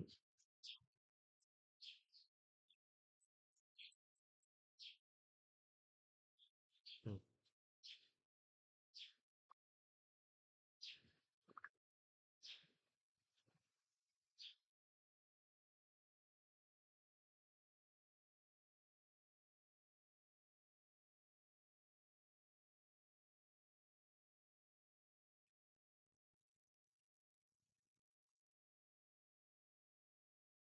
hmm.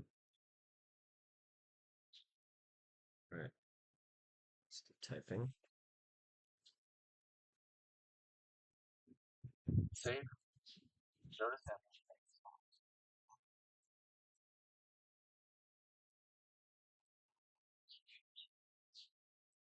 Okay.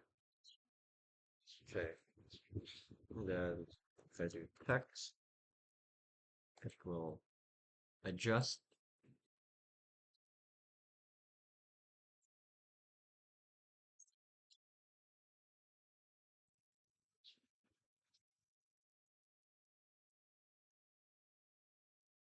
Uh-huh.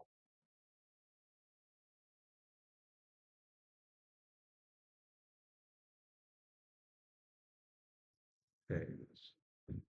So let me collapse that.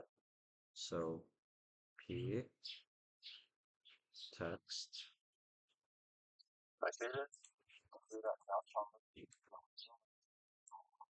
Yay. Similar to grid CSS. The grid,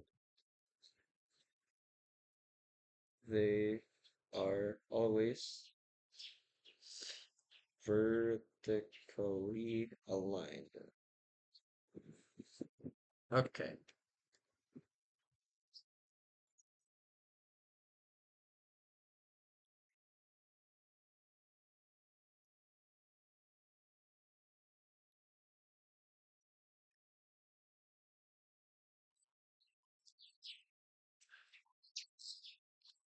Hmm.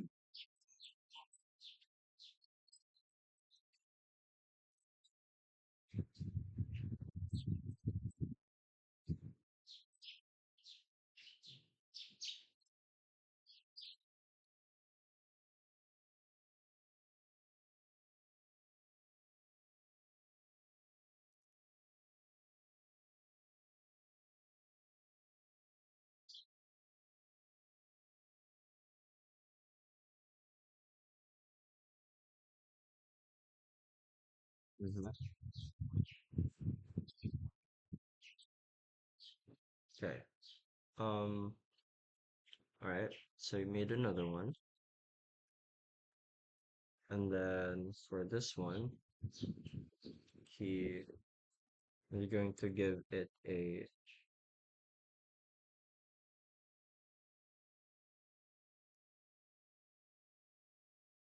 you're gonna I'm gonna give it a wait, whoops.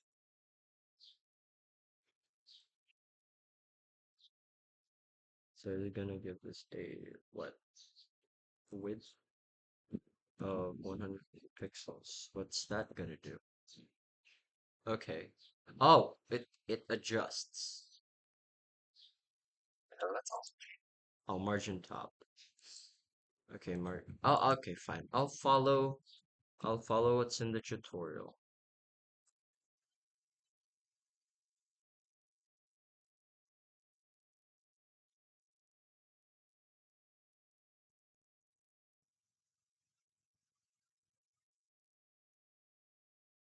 Does that work? Okay. Is the text to one?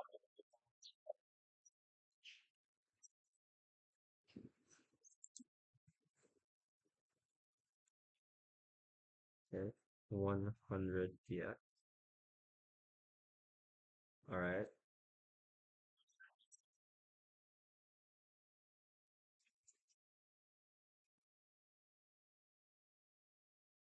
For the second div. Okay.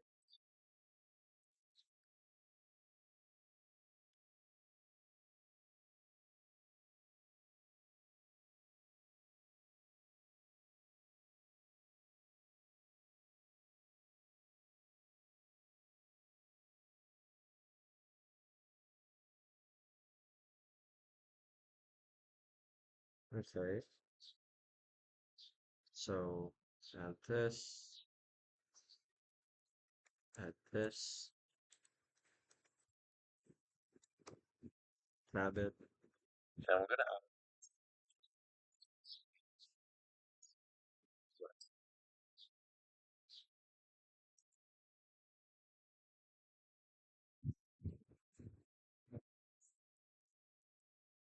select.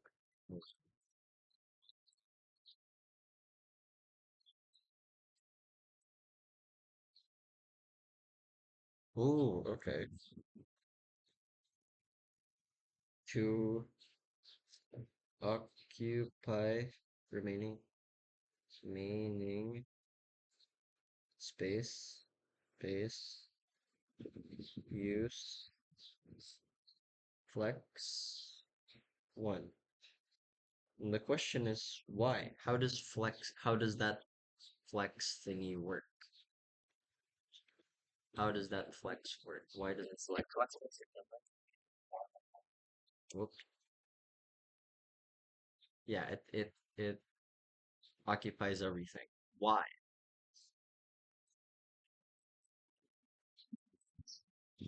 Okay, so copy the thing, paste it again here.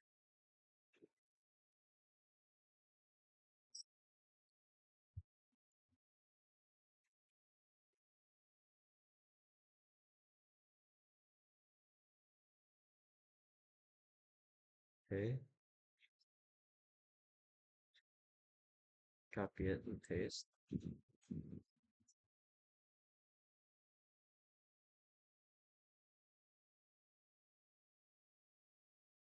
Flex two. Okay, and I'll call it flex two. Flex two. So what does it do now? Flex one, flex two. Oh, so you see that flex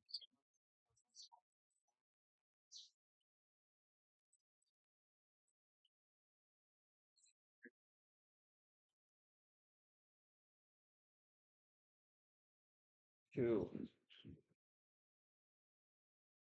Flex box equivalent of 1 FR, 2 FR. That's so cool. Oh, 1 FR and 1 FR. Wait, do I have like a, yeah, 2 FR. That's so cool. Oh my gosh. So it's like fractional or ratio. That makes so much, that's so cool.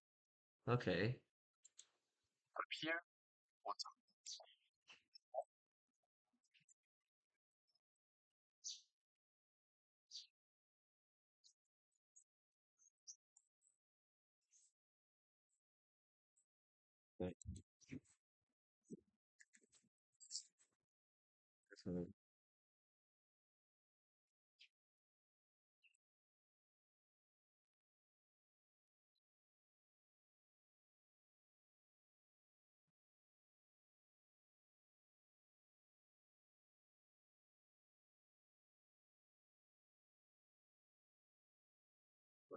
Flex one.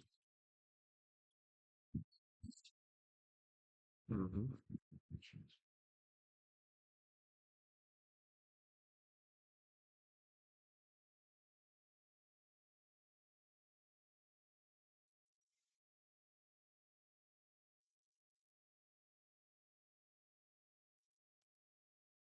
Okay. Go to the next page. July 7, 2025. Grid versus Flexbox differences. Underline the whole thing. The layout is more rigid. Grid layout is more rigid. Go into it.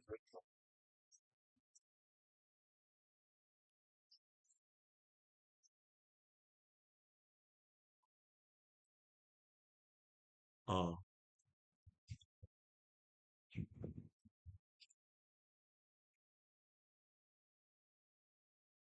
uh-huh.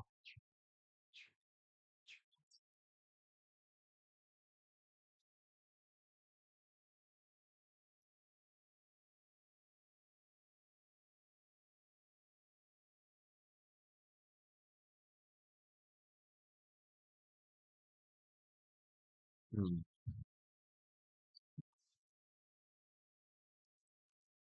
More rigid. Set styles per column row. Go to our uh-huh. And so changing the changing the order will still follow the set CSS. With Flexbox, it's easier to obey the styles of each element inside the container.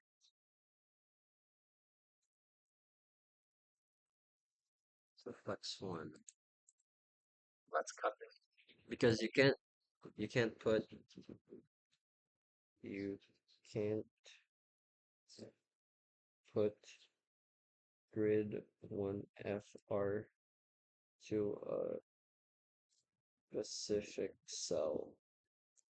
So flexbox is like more easier if you want the style to be retained on the element of each element inside the container to obey or retain retain the styles of each element inside the container.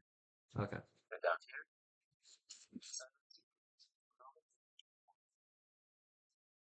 Uh-huh.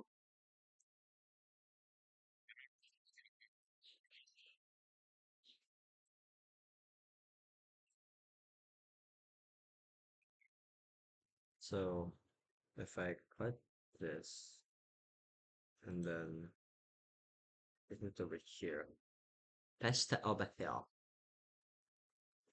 Yeah, it maintains the flex one length. That's good. That's good. Save it. You know this? Uh,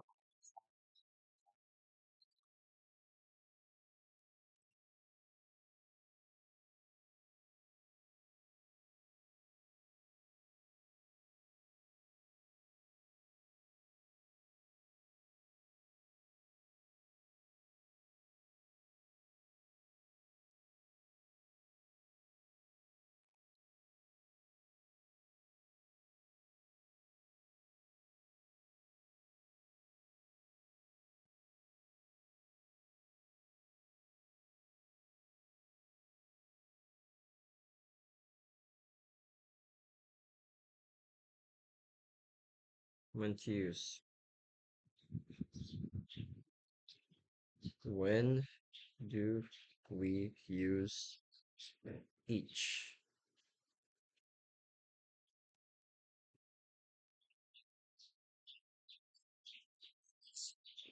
Okay.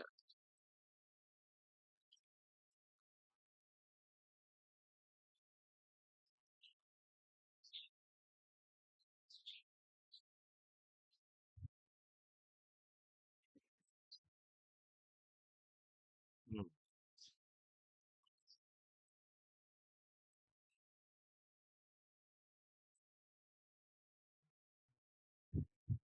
Oh, Flexbox. Flexbox. If the contents, the layout need a change in styles.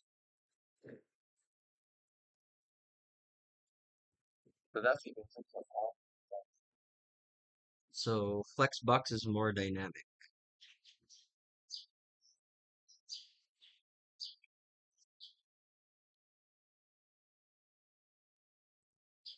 Grid,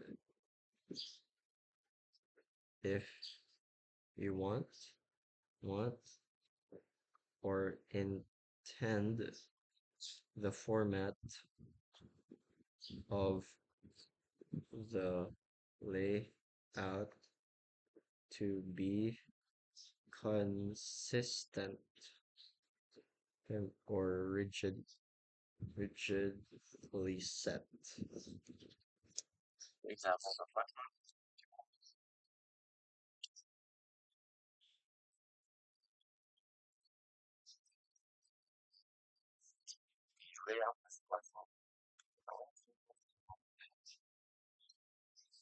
Okay, so light blue, light. Yay.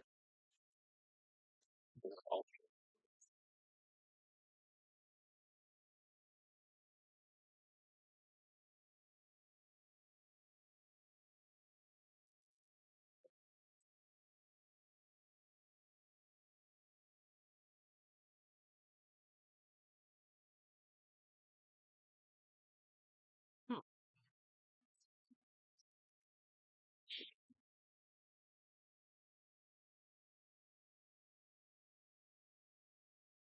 Okay,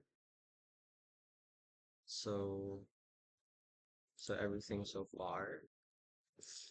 We're gonna do another example, and then new development. I take it. Not really.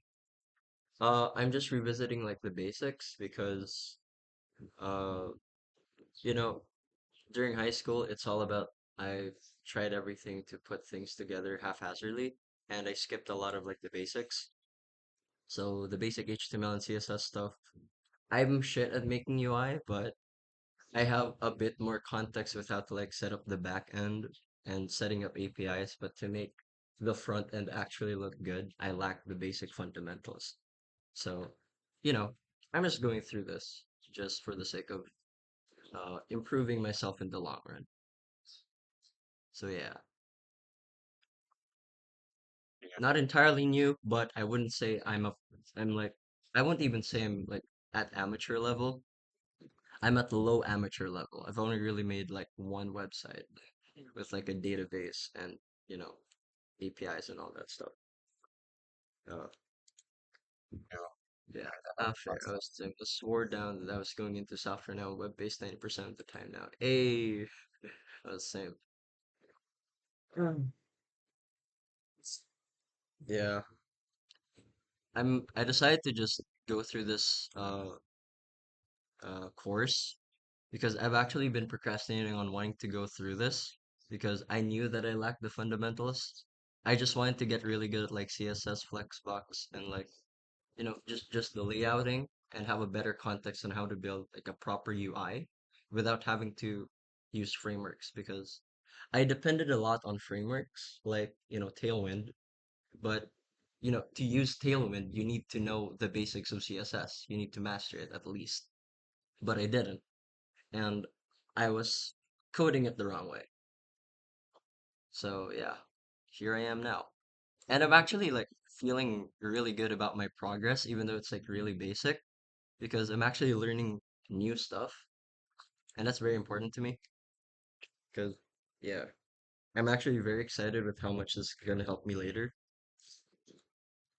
Yeah, the company I work with recently bought an alcohol brand from another company, so now I'm having to recode their whole website in T. So it's been a long 7 days. Oh, so we have like 13 days left. Oh,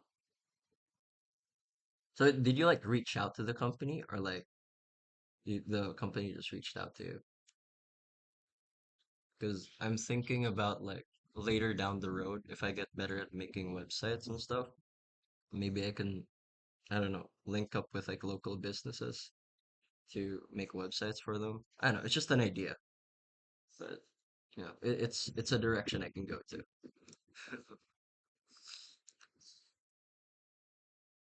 Bad at that.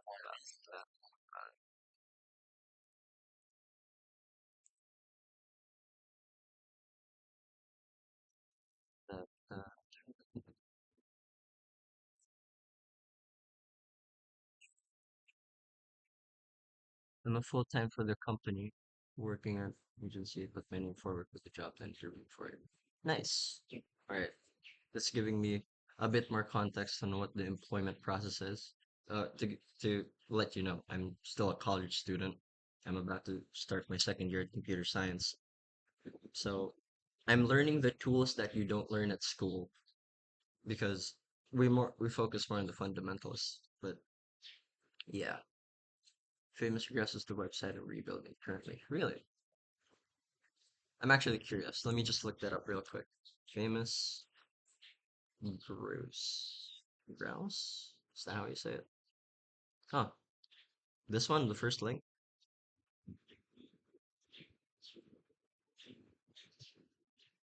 Yeah. Huh. That's actually really cool. Oh, I see. I see why you have to like I mean it's not bad, but it could be better. Man, that's actually pretty cool. Uh Famous Grouse is a blended scotch. It's written in PHP. Huh, okay. I'm not really like a PHP hater or a hater at any like kind of like specific programming language. I'm actually interested in trying out PHP, but much later, just for the sake of knowing how to do it. Getting written into JS specifically next. Are you like using a say, like a specific framework and stuff?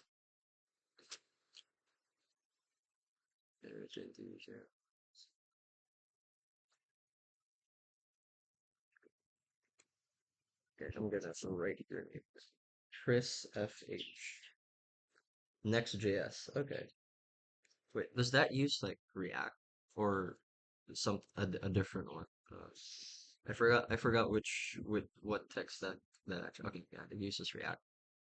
I will try to learn React when I don't know, maybe 6 months later, because I'll be busy with the semester, and again, I'm still trying to like complete this whole course. So after this whole course, I'm thinking of like making a lot of, you know, sample websites just to sharpen up the basics so that later down the road, when once I get into like learning how to use a framework again, because the last time I used the framework, it was FeltKit, and I resorted to it because it seemed like the easiest option.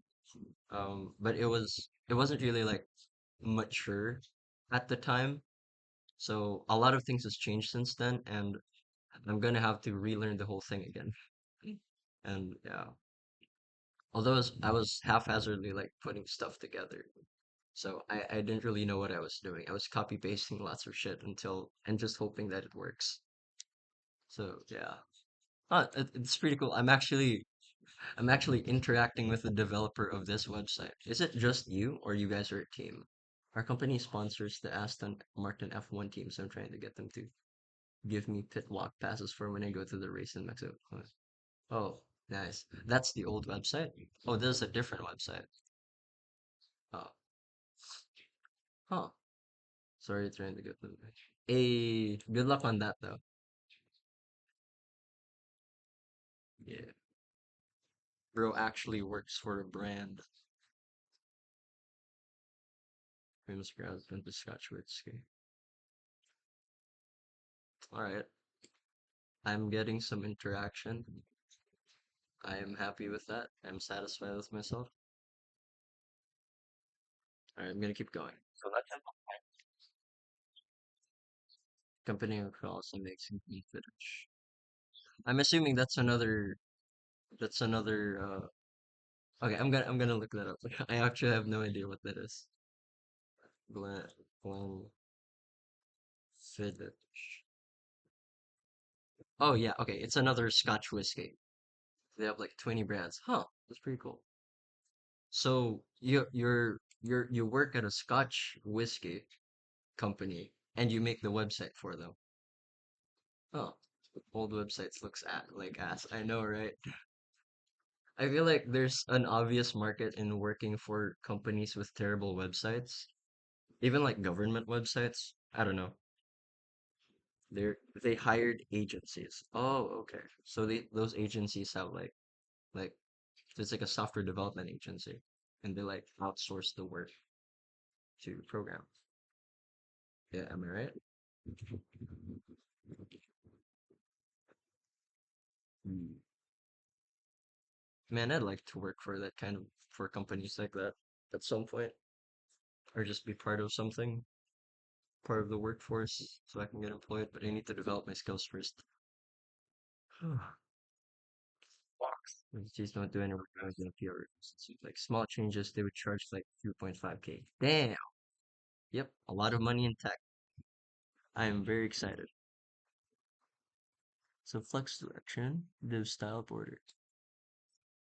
Wait. Oh, they put okay under margin top. I'm just gonna continue with this because I'm probably gonna like call it a stream at 8 a.m. from where I come from. But yeah, I stream every day, so you know that's to let you know. Not saying that you have to join the stream, but thanks for the company, Chris FH. I'll give you a follow later when I end stream.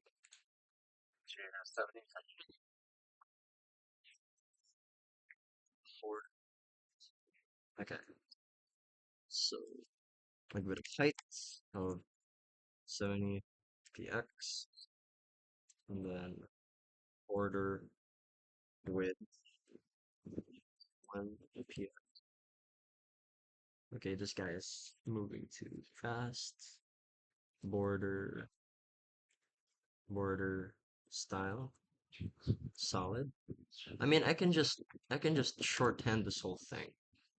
Border 1px solid gray. Yeah. And then is that enough? Okay. Let me open this. Wait, I forgot to save, my bad. Okay, there we go. It has a we use Mac-based architecture for everything. I'm gonna note all of these down because I want to look them up later and learn it. All right. Stream notes. MACH based architecture. Architecture. Just to satisfy my curiosity. All right, let's keep going.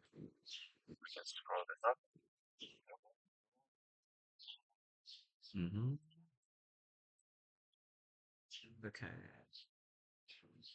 I don't like how everything is in inline text, inline styles.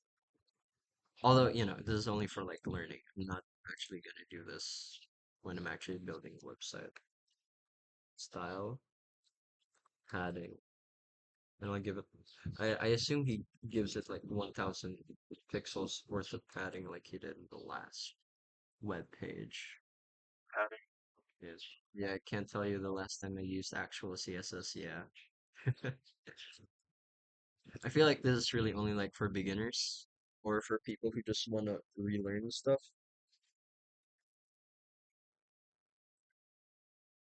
Although I'm having a lot of fun.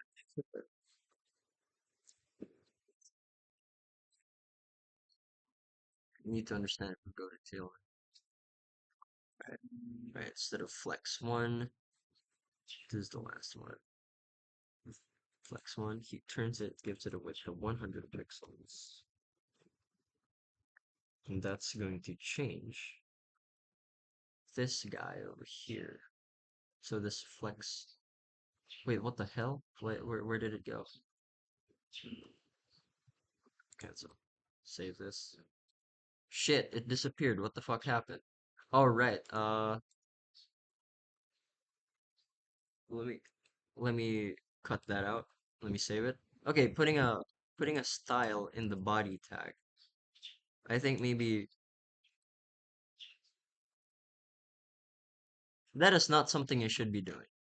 Uh, padding bottom. Oh, bottom. Okay, there we go. So the padding is only at the bottom, but I applied it to all sides, which sucks. Then so much faster to use tailor. Exactly.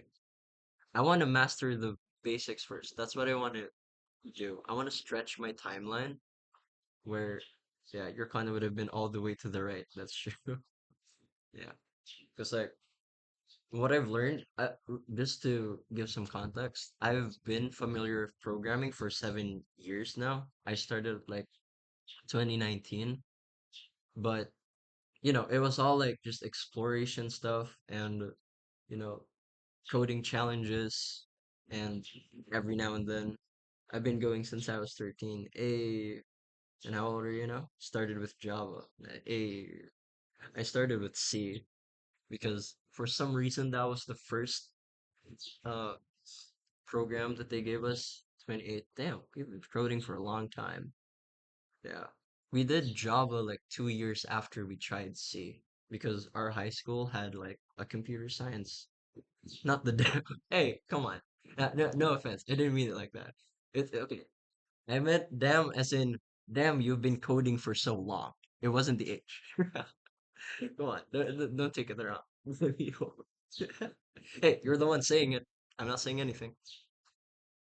But yeah, I I will I will hold you in that regard that you have a lot of experience. So yeah.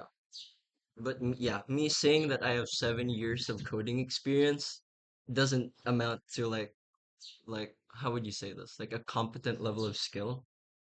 So I just have experience with doing a lot of things wrong.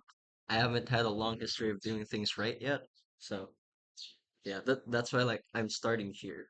Like I literally started this whole like stream thing of HTML and CSS in like July 1st. So whatever comes after, you know, like 6 months down the line or much later, I hope it's gonna pay off. I'm even thinking of like after I'm done with this like tutorial, I just speedrun the whole thing just for like the sake of it. One thing you need to know about working at a real company. All right, he's gonna drop some sage advice. You never do anything properly. It needs to be half-assed to meet deadlines. Really? Oh, are deadlines that bad? You know what? I'm just gonna put the stream chat over here on stream so that like I have context of like so it doesn't seem like I'm just talking to the void. Actually, you know what? I'll just set up OBS later so chats can show up. Huh. So, do you have to get good at half-assing stuff? Hmm.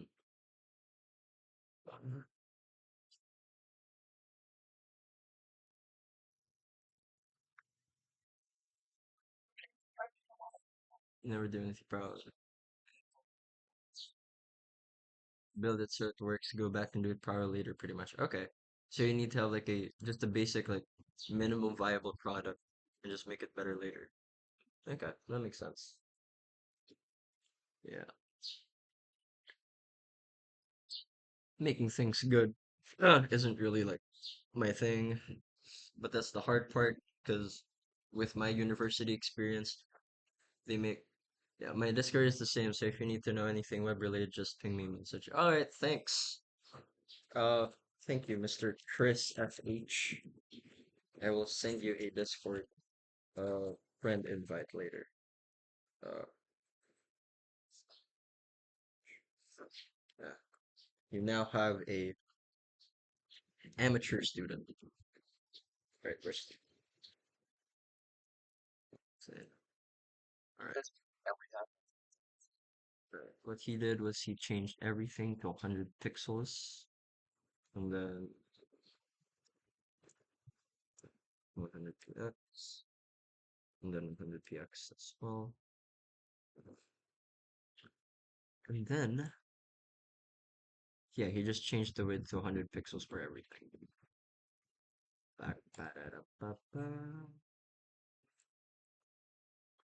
And then over there it is. Wait, for flex 2 though. Oh, I changed the style for the wrong one. My bad. Whoops, whoops, whoops, whoops, whoops, whoops. Let me change that back. It's down here. My bad. Okay. With 100 pixels, with 100 pixels, and also with 100 pixels down here. Now let me put you here. With px, px, 100, px. Let me change that. Okay, there we go. We're caught up. Vibe coders think they're going to get a job easy and realize companies don't want their code being trained on and block it because they can't use any AI work apart from basic copilot. Yeah, that's fair. I have friends who are already like in the professional field, and they shared to me that they had to fire an intern because he tried using AI, which is a little just hilarious. And I do understand the benefit of AI, but at the same time, I don't like using it because it hinders my learning. Because when you're coding something, I realize that you learn a lot more when you build it yourself. Because, yeah, thankfully I learned it before it came out. Yeah, true. Because I actually so like realized that I was starting to depend a lot on AI, and I'm like, wait, I don't want to do that. I'm not actually learning anything, you know? Like you actually build something after you know what you're doing. It's good to have a head start. Yeah, because when yeah, I built like a program, but going back to it, I didn't know how to build everything. You know how like when you prompt an AI to build a program, you read its code and like, oh, okay, I understand it. But you actually don't because when you try to code it yourself, you didn't go through the process of coming up the idea by yourself. Even like the process of looking up exactly what you need, like Googling the exact function or the exact logic that you need to follow, that's important because, like, I realized how important that is because you narrow down exactly what you need to do. And I feel like that step is skipped when you keep depending on AI. So I do have GitHub Copilot, but I don't know, it feels so, how do you say this? It feels sad trying to use it. That's why any snippets I ask to comment all the code so I know how it works. Yeah. At least do that. That's true. It's like what I prefer doing is like uh I isolate the exact code that I need. It's kind of like you know how code has like different working parts. What I like to do is like I test like the one part of a program and try to see if it works. And now that it has like the right inputs, it gives the right output. I see how can I connect it to like the rest of the program. Is that like the amateur way of unit testing? I don't know what unit testing actually is, but you know, I assume that's what it means. That what's testing? What's testing? Oh wow, that's funny. What, you don't test your code? I heard that you have to like you need to know how to do automated tests. I have a UAT test for all that shit. I do not know what a UAT test is, but I'll take that as like a good thing.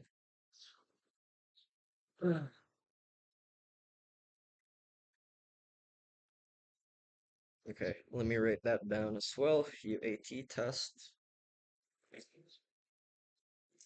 User acceptance testing. Okay. User acceptance testing. What if they accept the program?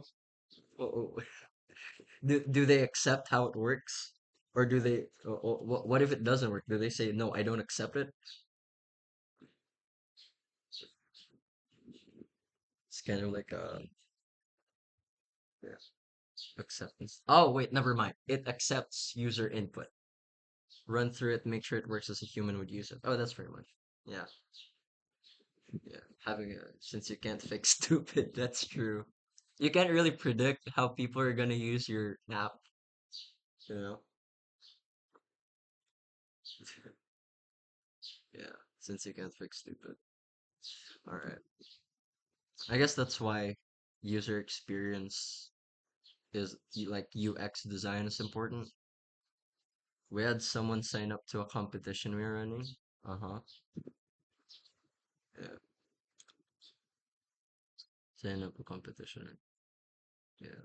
What happened?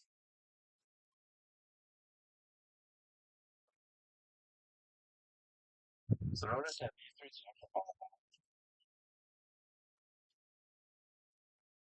Then he scanned the QR code with a weird app and clicked the ad and blamed the saying he went to the wrong website and paid for random crap. I mean, if you don't even know the difference of an advertisement, why are you in a competition in the first place? Like, you are not supposed to be there.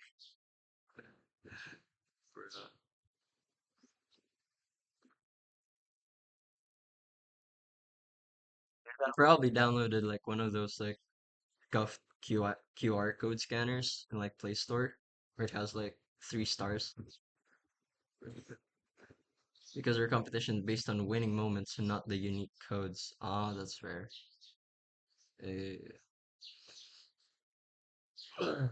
Yeah. From what I heard, clever code is not okay, so prize is only available at certain times. Hey, that's fair. Yeah. Yeah.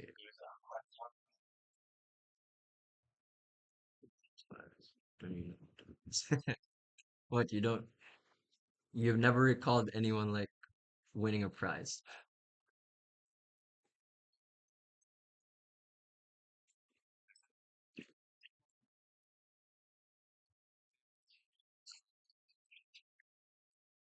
Okay. Okay. Justify content start. Okay. Okay. So by default, it's justify content start. Okay. From what I know, there's end and there's center and there's space between, and then okay. Let's justify. Okay. I'm now exploring justify content. Uh, let me put an arrow over here. Justify content. Content. Justify content. And then I'm just gonna list out the different stuff. Start and then end content. If there's free space. They're encoded when the database is populated with secret key. So it's just a random string. A.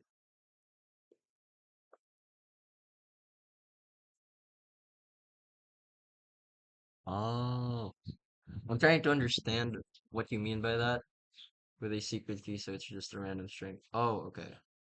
So, oh, okay. So I'm assuming to win, you find a random string, and that's the secret key. Okay. So there's 200 prizes each with a unique time they can be won. Oh, okay. So you have to find the key to get that prize, that prize. If yeah, am I correct? Is that like within the company where anyone can just like, you know? No, you just need to claim it after the time is open. Okay, that's fair. So it's just a matter of just finding it and just withdrawing your prize whenever you can. That's a pretty nice. That's pretty. That sounds pretty fun. First person to claim wins it. Hey,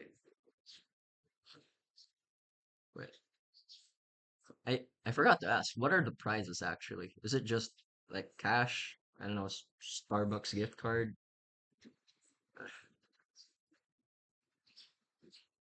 or is it like a promotion? I have no context of what this stuff is, by the way. I have never been employed.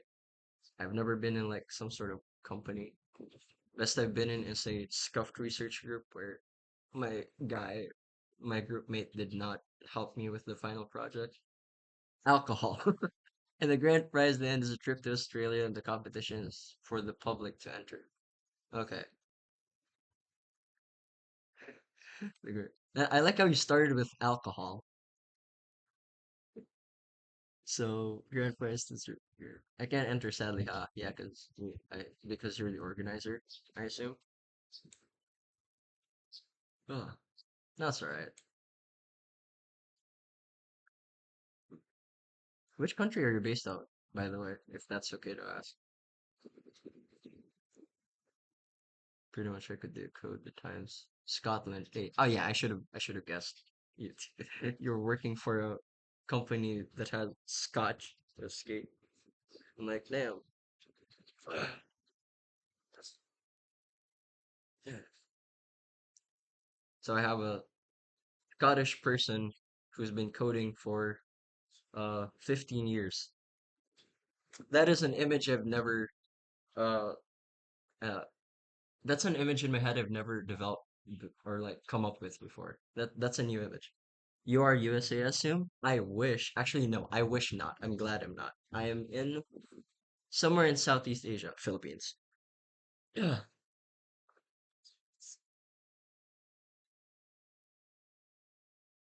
Yeah. Yeah. I am a pure blood Filipino. Not thanks. Actually, the funny thing is, it's also a meme that people who live here don't want to live here as well.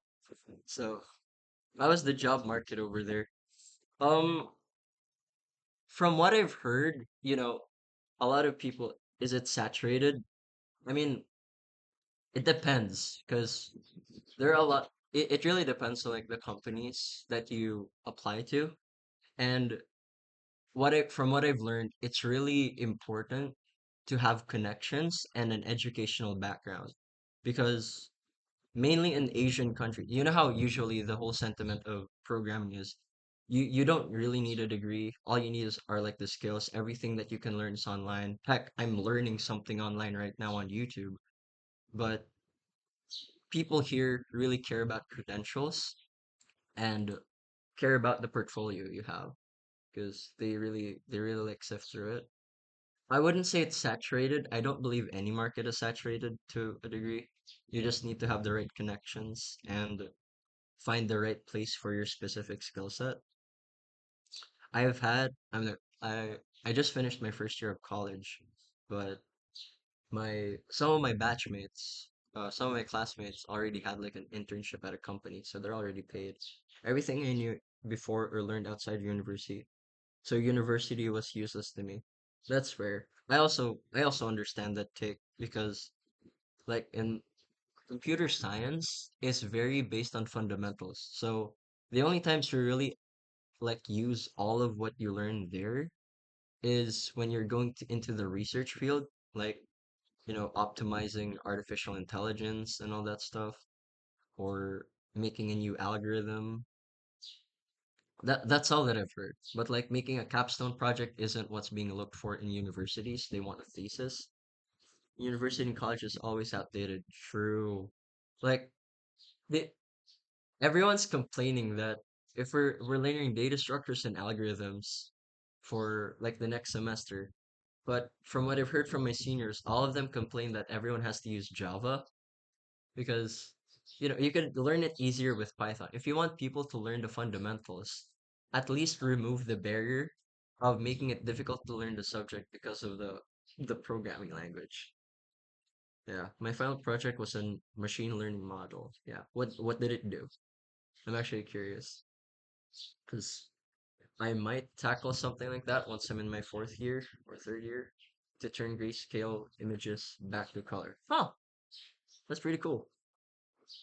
So like it's like a predictive thing where it tries to okay. Then my dumbass printed it in black and white. So you you turned the grayscale image into a grayscale image, basically. You skip the whole process. I- Imagine like you just you you you could just come off as like, oh, I did code the model to change it to color, but the printer or like I don't know, I don't really know what you call it. From I probably assumed wrong that you said printed it as in like print it physically like a physical copy. I was up for 17 hours at that point and I said fuck it. I I'm gonna lose like 3 marks. I didn't care. Well, did you pass at least? That's what I'm wondering. I did. Hey, you know what? It is what it is. As long as you don't have to take the subject again. That's a lesson that I learned very early on in college, which I'm thankful for. It was physically printed for them also, and that's what was in black and white. So you could have just pretended, oh, the model works, but it just printed in black and white, but you actually didn't code anything. That's hilarious. They had the colored docs file. Hey.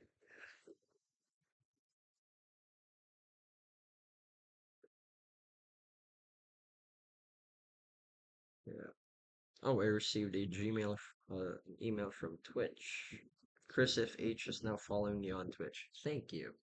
Who the fuck gonna read like 100 pages on a 40 line machine learning model? That's so true.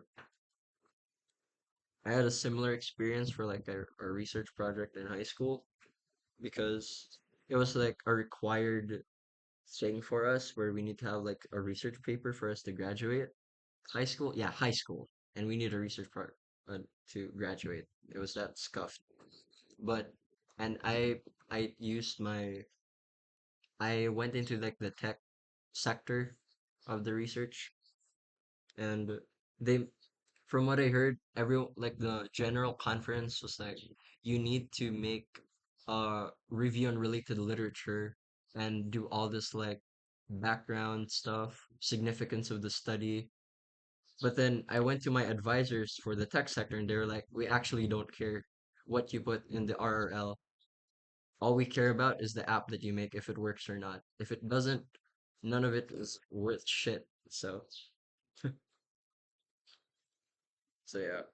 I think it's just a matter of it has to work properly and the text that you put in your pages is good enough. All right. Where was I? All right, here. I'm at Flexbox now. Playing with flexible box. Okay. So that's start and then end. And then let me save that. Let me see again. Okay, that's end. And then center. And let me save that. Oh, okay. So I'm assuming for Flexbox, you also like nested together. But at that point, why don't you just use grid? Okay,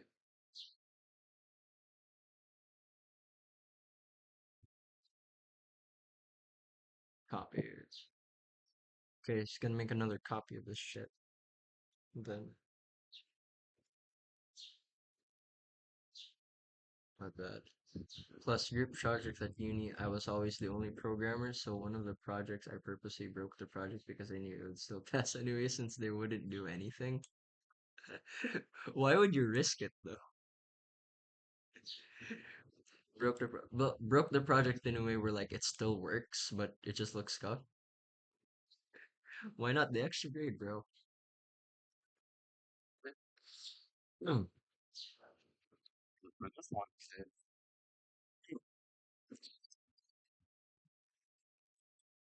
Space between. Okay, now it is a space between. Yep, I predicted it right. Space P is space between because it's one of the options. All right, and then the next one. And you had the marks to pass, so I said, fuck it. Oh, build time error. That's fair. So, okay, dude. Well, you got the grade. That's what matters, and you're employed now. How long ago was that? If that's okay to ask, and you wouldn't start growing gray hairs.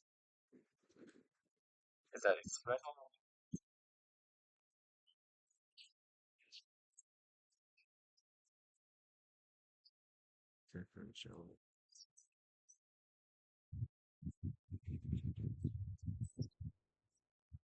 Okay. 5 or 6 years ago. Also, not that long. I mean, hey,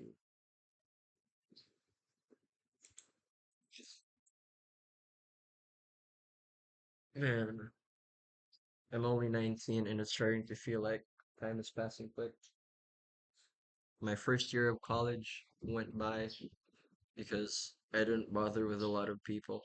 I only focused on like, oh, my education, which didn't really help us much either. I still only got passing grades, so I think that tells more about my skill issue. Trust me, it gets worse as you get older. Frick.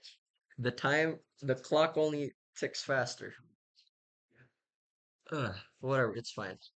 It's more money, more bills. Well, I'm hoping this path works out for me. No, yeah. I mean, not necessarily for like the streaming stuff. I'm not really looking forward to like grow big online. I'm just the only reason why I'm streaming this is because uh I want to have a record of me actually going through the time to learn it so I could show it to people. I can't even say that I just spent 3,200 pounds on a trip to Mexico. Oof.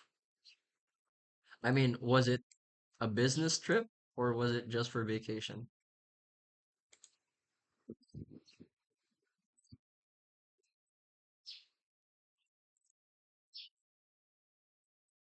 Okay, copy reserve.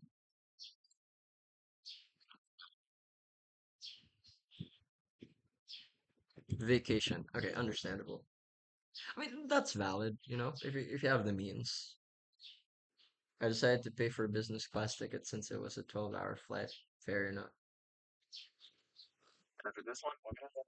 I want to lay down. Yeah, it sucks. Yeah. Yeah. I'm not a big fan of long travels either. I mean, I like the adventure aspect part of it, but at some point your leg starts to feel like they're not there anymore. Plus, if I'm going to crash, I'm going to crash comfortably. Fair. You you're gonna be like falling asleep mid-flight, and then the next thing you know, when you wake up, you're floating in the middle of the ocean, just still lying down on your chair, and it's somehow floating.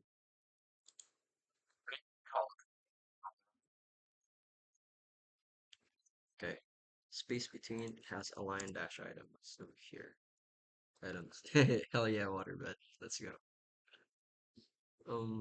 Align items. At this rate, in this economy and the job market, I might need to get a waterbed. No, just an airbed. That's how broke I am. I can't even fill it with water. Stretch. Stretch. Okay, what? But what? Okay, I'm copying what he's doing, but it doesn't really do anything. Align items.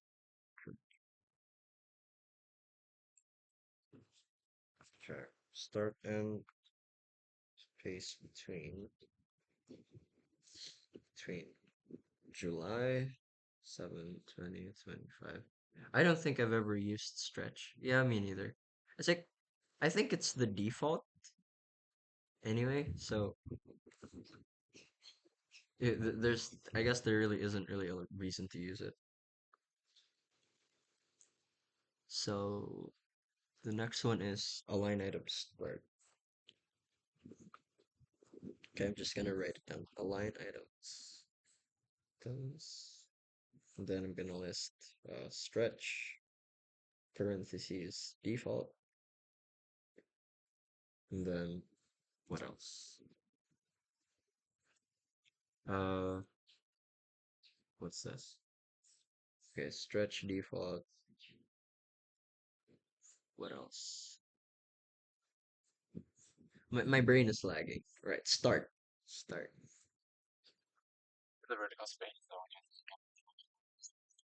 All right. Let's put start here. Start. Start. Squeezes. Squeezes to the content. Hmm.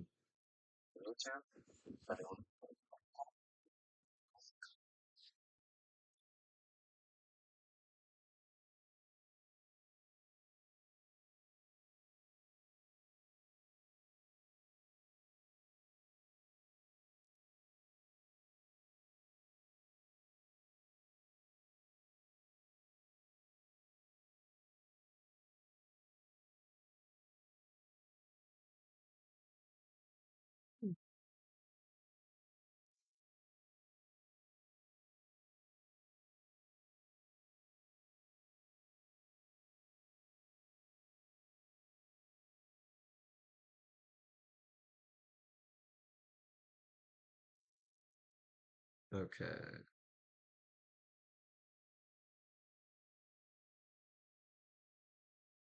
Okay. So wait, I wasn't paying attention. My brain was just okay. Okay. Okay. So okay, start and there's also end and into the content sticks to top squeeze and stick to the bottom. When will I ever use this? I mean, that it will come up later if I ever have to, you know. At least I know how it works. Align item center. Okay, there's also center. Okay, that actually looks useful. Center, center in the middle vertically. Okay, so instead of like for CSS grid, it was what did it use?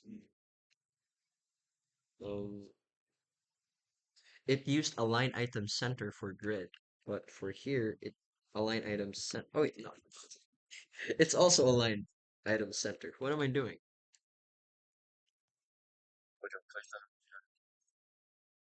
Yeah, vertically centered again. Yeah, okay, they're vertically centered. Vertically centered.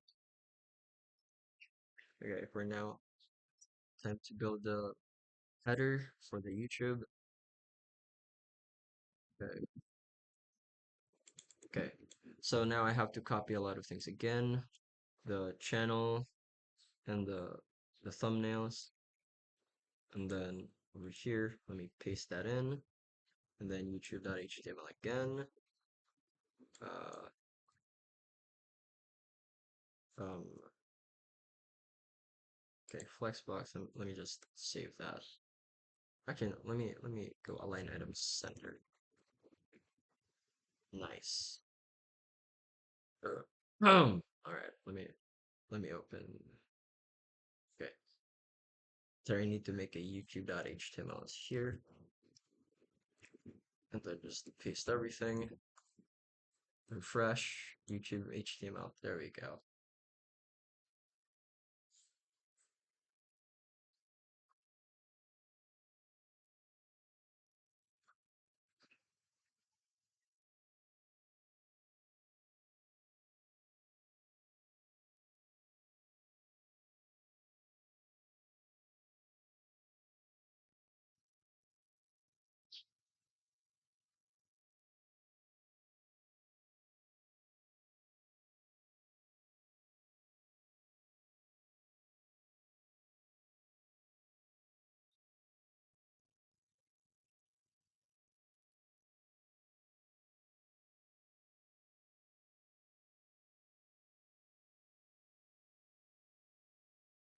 Okay, let's go to the next one.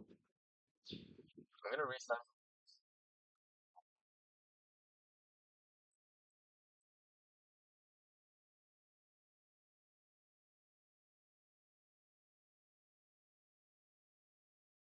Hmm.